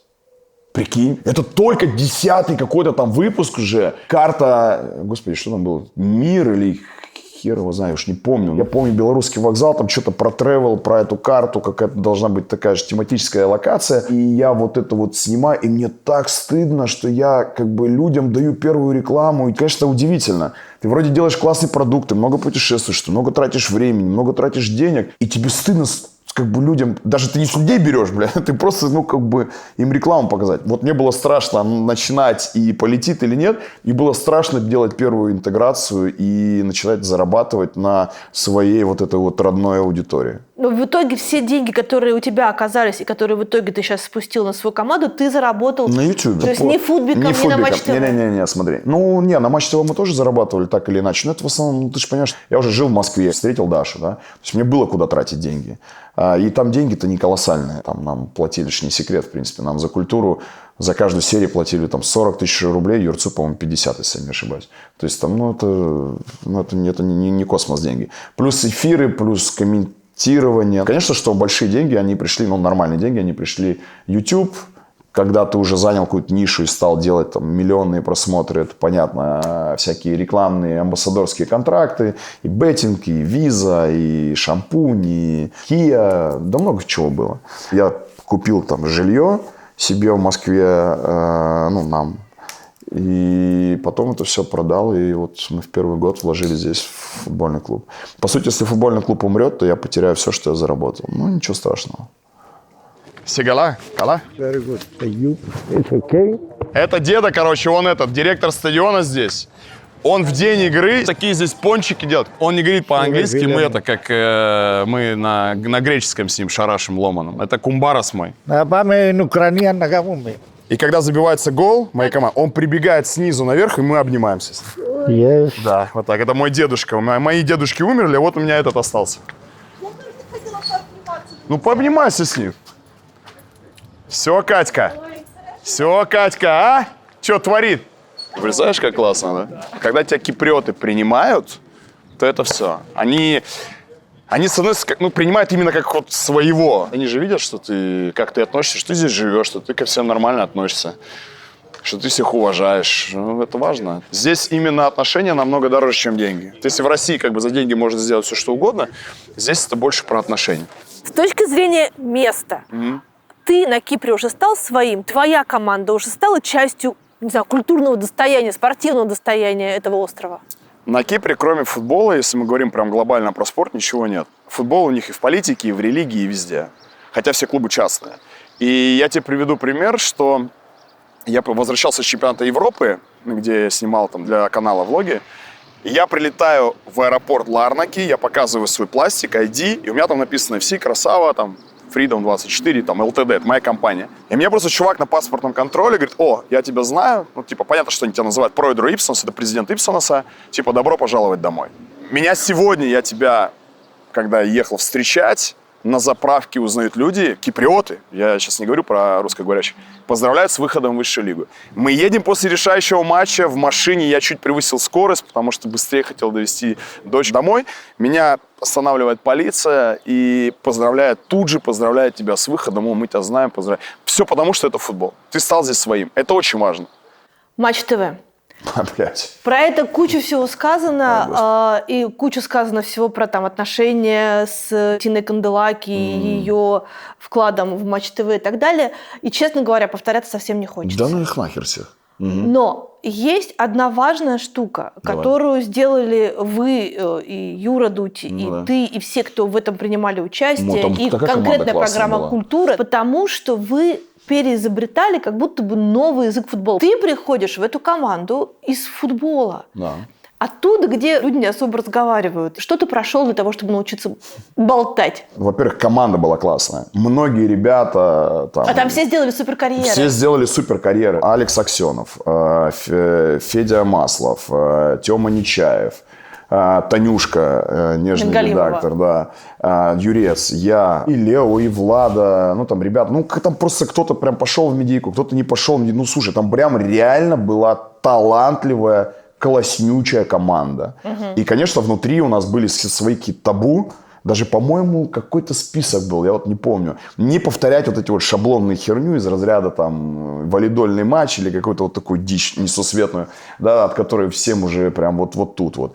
И я, естественно, отвечал за истории, байки, футбол, трешанину какую-то, которая не всегда, кстати, выходила, потому что там волосы дыбом вставали. Ну, у всех. Даже Даша, которая почти на всех съемках была, она говорит, ну, блин, как бы это перебор. Вот, был Шнур, который давал статуса там всего вот этого рок-н-ролла. И был Юра, который там журналист. Он всех там направлял. Ну, по сути, я никогда не забуду эти рекламные интеграции, когда я просто сижу, кайфую, мне хорошо, вообще классно. А Юра там этот шампунь рекламит. У меня как отпуск был, знаешь, такой. Рабочая сиеста. А Юра прям барам-бам-бам-барам-бам-бам эту рекламу. Я думаю, вот же хорошо, что я не журналист. И у нас, ну, действительно, мы задавали какой-то абсолютно новый стандарт, новый формат.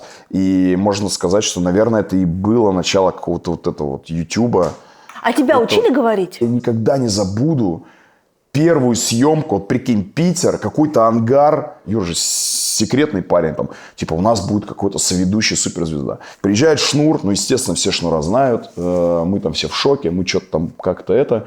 А я ни разу не сидел в кадре. Ни разу. Вот прикинь, вот чтобы что-то там базарить, я не понимаю, как это вообще происходит. Слушай, они даже не потрактовали тебя?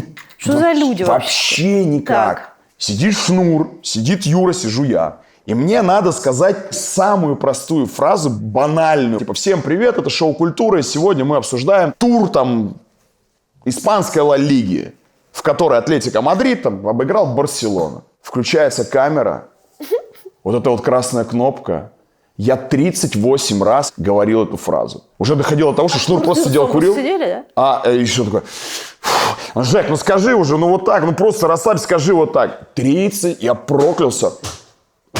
Котик маленький, а папа как раз рассказывает, как он стал. А, это вот вам. Ой, красота, спасибо тебе большое. Да, фруктики вам принесла, вся в папу, гостеприимно. Котик, ну иди сюда, покажись. Иди ко мне. Нет? No. Хорошо, правильно. Надо заслужить. Зои к нам на ночевку? На Красаву? Конечно, все едем на Красаву, Коть. Заберем ее с собой, хорошо? Там же сегодня будет веселуха. Жека Будник забьет гол сегодня, нет? Нет, да? Все понятно. Забьет.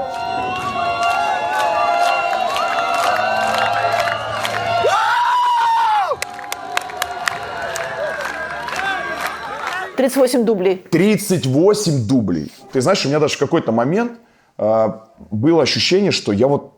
Что я, блядь, здесь делаю? Шнур уже вздыхает, он уже сидит. Ну, прикинь, мы начать не можем.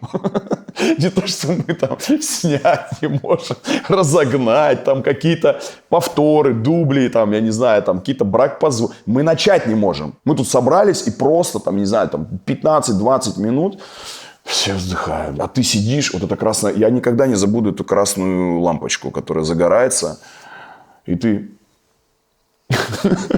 Это был трэш. 8 программ первые мы снимали в Петербурге. И после каждой программы я прибегал в бар у себя возле дома в Питере.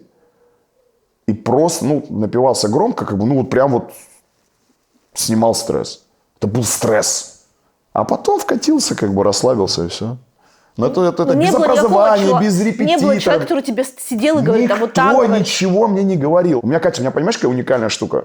Я считаю ее уникальной. Я, по сути, смотри, меня куда ни кинь. Это реально, хочешь научить ребенка плавать, кидаешь его в открытую воду. Никогда так не делаете? Никогда не. Не, это не про нас. Это про меня. Кидаешь, и он выплывает. Вот у меня всегда так. Я не телеведущий. Футбол у нас очень сомнительное было футбольное образование. Там тоже. Это больше на армию было похоже, чем на футбольное образование. Я не научился никаким курсам менеджмента в футболе. И, тем не менее, я дал результат в чужой стране. Команда вышла в высшую лигу. Есть люди талантливые, а есть хорошо обучаемые.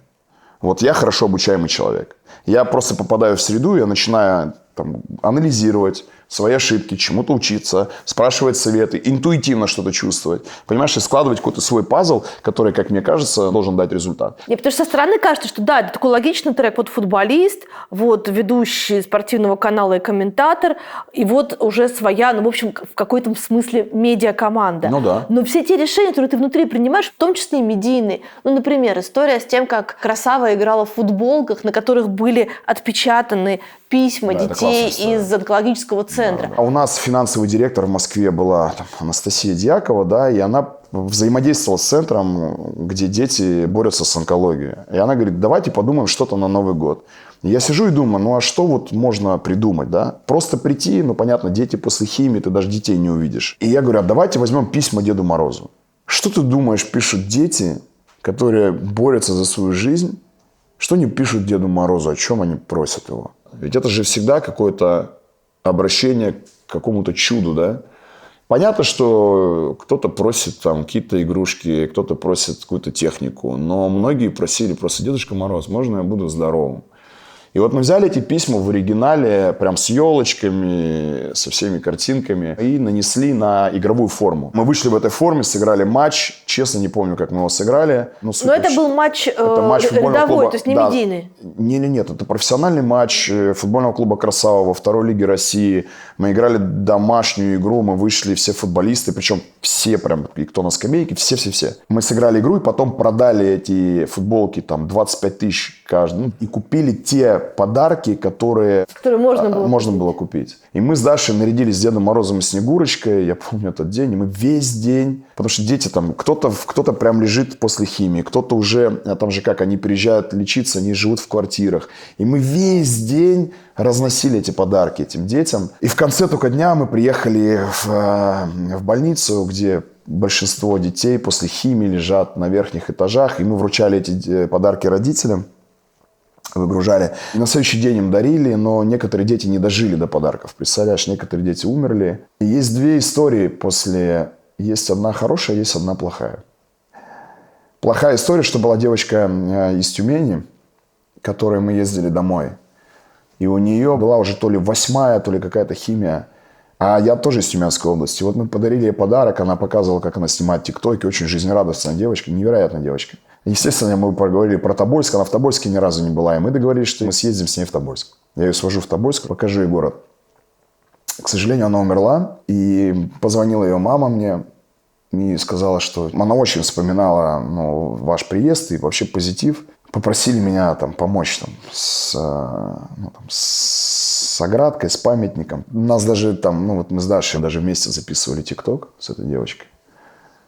Это вот то, что мы делали клубом. И есть позитивная история, которая просто до разрыва. Буквально пару месяцев назад мы уже здесь, на Кипре, Даша написала, девушка в Инстаграм: «Здравствуйте, Дарья, я вот там Евгению как-то вот постеснялась, напишу вам. 3 года назад вы футбольным клубом сделали акцию, продали футболки и привезли детям подарки. Сегодня моя семья на Кипре, и наши дочери занимаются вместе на секции черлидинга». Представь, да? То есть они победили болезнь, переехали на Кипр, каким-то чудом мы оказались в одном городе, и наши дочери вместе ходят на один и тот же кружок. Ты увиделся с ней? Да, я с ней увиделся, мы их позвали на футбол. Это невероятное чувство, И я Софии об этом рассказал. И ты знаешь, это важно для детей видеть и знать, что клуб или там дела, которые мы делаем, чтобы мои дети росли и знали, что помогать людям, отдавать, это очень важно. Да, я тебе расскажу, самый кайф. Я сижу вот здесь, у нас здесь есть импровизированный офис. Так. Мы его красили, делали граффити. Прям вот это для нас, это первый офис клуба, такой прям полноценный. А мы специально его там делаем в академии, потому что я хочу, чтобы главная команда и дети, они чаще пересекались. Я, бывает так, когда мне плохо, я сажусь, там меня никто не видит. И я смотрю, как родители с детьми вот здесь проходят в форме красава, приводят детей. Мама ведет 2 детишек в форме красава на тренировку. Они счастливые, довольны. Это одни из лучших ощущений, которые я испытывал в жизни. Искренне тебе говорю. Эти дети, они у тебя счастливы. Их родители тебе их доверяют, и ты сделал это. Это круто. Это невероятно круто. Видеть детей с логотипом на груди там, твоего клуба, который ты сам там где-то себе придумал 4 года назад, провел его там через все на свете, да. Многие родители знают там твою историю, они там знают, как ты к этому относишься, что для тебя это дело жизни. Они тебе доверяют, своих самых близких людей, это их дети. Это невероятное счастье, поверь мне. Кто по национальности эти дети? Откуда они? Фу, слушай, здесь вообще все вперемешку. Много украинцев, много русских. У нас есть казахи, есть испанцы, есть киприоты, есть... Тут полноценный интернационал. Есть белорусы. Да много. Мы в этом году, хотя нам самим нужна помощь, но мы решили помочь группе детей из центра «Я сам» с особенностями развития, синдром Дауна, там, аутизм, разной степени, ну, вообще, как бы, ну, разные дети. Все с постсоветского пространства, потому что грекоговорящим помогает государство, а русскоговорящим не помогает никто. И фишка в том, что для полноценного ощущения себя в социуме нужна физическая активность. А у них в центре площадки нет. Я когда про них узнал, я сам им позвонил. Я приехал в центр и сказал, вот мы футбольный клуб «Красава», мы приехали там из России, наше комьюнити и вообще как бы наш культурный генетический код, как бы он такой же, как у вас, у всех и у ваших детей, потому что все дети из постсоветского пространства. Мы вам даем поле бесплатно, мы вам даем форму, вы часть нашего клуба. У нас дети с особенностями развития, они выводили команду на поле, на футболе. Они там приходят на матч-дэй, где абсолютно там, ну, все дети там равны для нас, да, и они вот этим самым добирают вот то, что им не хватает. Потому что многие просто сидели, смотрели в стену, их никуда не берут. А тебе это зачем? Ну а как зачем, Кать? Ну это один из принципов Красава, ну ты должен помогать людям. Ну а как по-другому? Плюнуть на них? Ну они же такие же, как мы. Они такие же, как мои дети. Они любят заниматься спортом. Они часть нашей семьи. Вот мне прилетает иногда такая версия, что у тебя ограниченный бюджет, выведи команду в высшую лигу, потом и думай о детях. Я максимально не согласен. Когда нет детской школы, когда ты не делаешь какие-то социальные вещи, в том числе, да, клуб не развивается. У тебя есть кучка профессионалов, которые получают зарплату и все. Но вот без них, без академии, без школы не живет клуб. Он не живой. А что важнее, спорт или любовь? Но это совсем не про спорт. Это вообще про смыслы, это про дружбу. Я не знаю, насколько можно в наше время об этом говорить. Я искренне горжусь и радуюсь тому, что у нас все национальности, которые, может быть, сегодня там не на одну детскую площадку, может быть, вместе там, ну, не придут. Они у нас вот вместе все занимаются. Это и про любовь, и про спорт. Я не могу тебе ответить на этот вопрос. Я правда, для меня это больше, чем клуб, для меня это больше, чем дети. Для меня огромная как и ответственность, так и счастье, что они у нас. Ну, правда. Я не могу тебе это объяснить. Какова вообще твоя погруженность в его дела? Потому что я знаю историю, как когда он заходил в Госдуму, чтобы поговорить с Газаевым, ты беременная ходила под Госдуму и его встречала? Да. Я беременная вылавливала в Заре, где он на ходу меня, он просто в джинсах пришел, а ему потом говорят, ну, как бы, вас так не пустят. И мы на ходу, да, в охотный ряд туда спустились, в торговый центр, в Зару. Он просто надел на себя брюки. Вот так прямо девушка с него сняла этот магнитик. Поняла? Прям на кассе. И он убежал, а я уже рассчитывалась, искала джинсы где-то за кассой, которые он там выбросил. Знаешь, и ждала его внизу, да. То есть ты всегда настолько глубоко уводила? Да. Ну, я все знаю. Слушай, мы разговаривали с некоторыми нашими друзьями, там, артистами шоу-бизнеса. И интересно, у кого-то вообще жены не вовлечены. Они вообще не знают, чем они занимаются. Не знают, когда гастроли. То есть они только потом видят результат. У нас немножко по-другому. У нас Юра, когда еще была культура, он все время спрашивал: я не понимаю, вы все время вместе, как сиамские близнецы. О чем вы говорите? На всех съемках, на всех моих концертах, на всех его каких-то съемках. Я говорю: слушай, ну у нас так. Полное вовлечение. Это же круто, что он приходит посоветоваться в первую очередь со мной. Рассказать все идеи мне. Не кому-то где-то там, понимаешь, а дома. Я считаю, это большое достижение. Ну, это просто психологическая часть брака, или тебе это правда интересно? Нет, мне это правда интересно, конечно. Мне кажется, психологическая часть брака, мы уже 8 лет вместе, это могло бы быть там первые пару лет. Но потом это сложно. Ну, притворяться вообще сложно. Да и зачем? Есть что-то на свете, что важнее любви? Важнее любви, мне кажется, что порядочность. Ну, не может быть, если она любовь искренняя, и человек непорядочный, ну не может быть у него настоящей любви. А что такое любовь? Любовь – это… Ну вот я вот сейчас вот 9 дней здесь, а я о муже скучаю. Хотя мы прожили 52 года. Вот 14 апреля было 52 года, как мы прожили. Но я скучаю. Мне кажется, это любовь. Я бы, наверное, сказала, что любовь – это чуткость друг к другу. Даже слезы навернулись. Это чуткость какая-то. Это компромисс. Это вовлеченность в мечты, в переживания друг друга. То есть это когда ты, знаешь, что бы ты даже ни говорил в каких-то обстоятельствах, когда мы все ссоримся, да, у нас у всех есть эмоции. Это как дети, когда с родителями рядом, да, они могут выбросить, выкинуть все, что угодно, осознавая 100%, что их все равно всегда примут. И мне кажется, что любовь уже со временем, если мы говорим там спустя 5 лет и больше, да, брака, мне кажется, тоже где-то вот что-то похожее, когда ты понимаешь, что ты, что бы ты ни выкинул, что бы ты ни сделал, что бы ты в моменте ни сказал, как бы ты ни ранил, ни обидел, все равно ты всегда можешь вернуться, и тебя всегда примут. Что такое любовь? Ну смотри, любовь к детям, она, как по мне, одна. Любовь к родителям, она другая. Любовь к любимому делу, она третья. Любовь к самому себе тоже немаловажна. Она такая своеобразная. Любовь – это когда… К женщине еще бывает. Да, видишь, как я… По тонкому льду сейчас идешь. А я по тонкому льду иду, да. Любовь к женщине, да. Любовь к другу.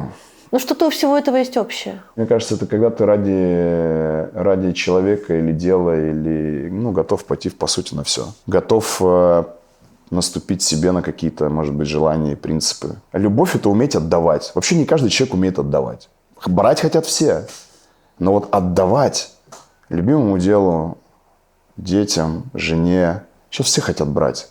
От этого же все проблемы. Не хотят делать добро, не хотят слышать друг друга, не хотят идти навстречу, не хотят делать первые шаги, не хотят отдавать. Я очень рад, что вот я сохранил это в себе. Даже каким-то людям, которые мне пишут гадости, я все равно я им доказываю делом, и потом… Даже у нас был случай, когда человек, который меня после отъезда из России унижал на федеральном телеке публично, написал мне недавно: прости меня за все. Я ему говорю: бро, окей, нет проблем, я тебя жду на Кипре. Блядь, надо отдавать людям. Ты по-честному простил или просто написал? По-честному. А чего мне, какая разница? Послушай, я тоже не идеальный, человек ошибся, что мне теперь? Надо уметь отдавать, Кать. Мне кажется, вот как-то вот про это. Любовь делает человека слабым? Любовь делает человека уязвимым. Потому что раскрываться, отдавать, доверять – это и есть вот те качества, которые синонимы любви. Но по мне, я много раз об этом думал, я лучше оставлю эти качества, чем я стану циничным, злым ублюдком. Да, мне бывает больно, безусловно, когда там прилетает откуда-то какая-то гадость. Но, поверь, лучше остаться добрым, открытым человеком, и тебя будут окружать по итогу такие же, чем стать циничным, холодным ублюдком, который живет только ради себя.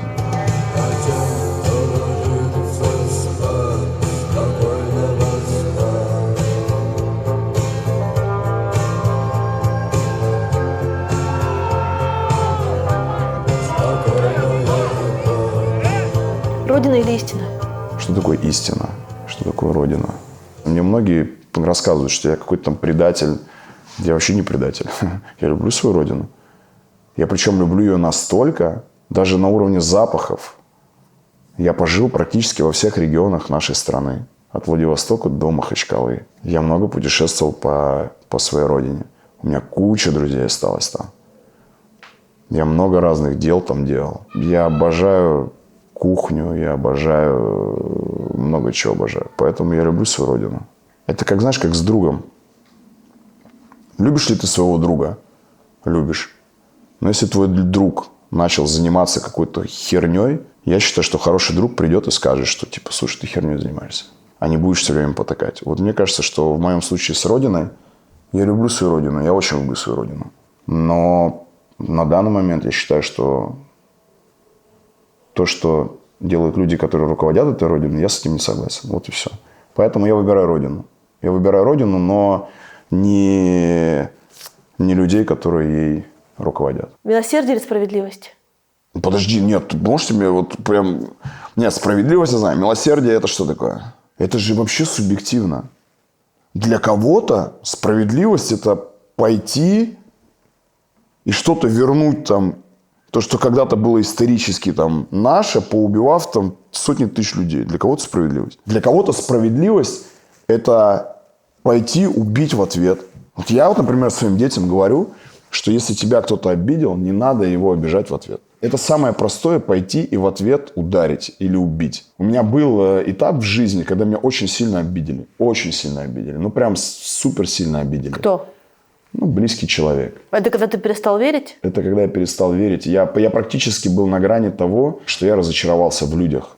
Ну, можно же всегда уйти, можно же всегда как-то разойтись там или что-то еще, понимаешь? Почему люди целенаправленно, твои близкие, которые типа твоя семья, тебя там убивают, да? И хотелось им мстить, и в ответ, и там все что угодно. Но я и проделал огромную работу над собой, и вот в тот момент Женя Савин вырос раза в 3, когда я смог понять и простить, и пойти дальше. И понять, и простить. И понять, и простить. Простить очень сложно людей. Поэтому справедливость или милосердие, ну, я за милосердие. Свобода или стабильность? Свобода, конечно. Это вообще не вопрос. Какая стабильность? Да хрен на нее. Ну, прикинь, вот ты сидишь, и тебе кто-то там что-то говорит, дергает тебя, как эту, и говорит, вот тут улыбайся, здесь туда, иди сюда. Невозможно. Легче просто убить сразу, и все. 100%. Поэтому свобода во всем. Правда или безопасность? Но здесь, опять же, понимаешь, здесь правда, она у всех разная. Да не так, я тебе по-другому скажу. Сделать, как ты чувствуешь, или безопасность? Вот я сделаю, как я чувствую. Иначе тогда зачем эта жизнь? Если ты не можешь делать то, что ты считаешь, вот, не знаю, если ты называешь белое черным, черное белым, нахера тебе эта жизнь? Безопасность, что такое? Ну, хорошо, ну, допустим. Я говорю, что вот ты сидишь в черной майке, но за это мне дадут как бы по голове. Хорошо, пусть бьют по голове. Но ты сидишь в черной майке, ты не сидишь в белой майке. Ты сидишь в черной майке. Это для меня принципиально, конечно. Я хочу жить и называть вещи своими именами, как я считаю. Не как там кто-то, кому-то, как-то удобно, неудобно. Или кто-то придет меня за это пожурит или что-то отберет. Неважно. Вот ты сидишь передо мной, ты сидишь в черной майке. И мы классно беседуем. Все. Хоть убей, я буду так говорить. Поэтому, конечно, то, что ты считаешь сказать или выбрать безопасность, я считаю, что нужно говорить. Что будет дальше? Футбольный клуб «Красава» будет в Лиге чемпионов. Мы будем на это смотреть и радоваться, что никто нам не смог помешать, и мы все смогли сделать, и мы счастливы. На футбол? Будет? На футбол. Пошли.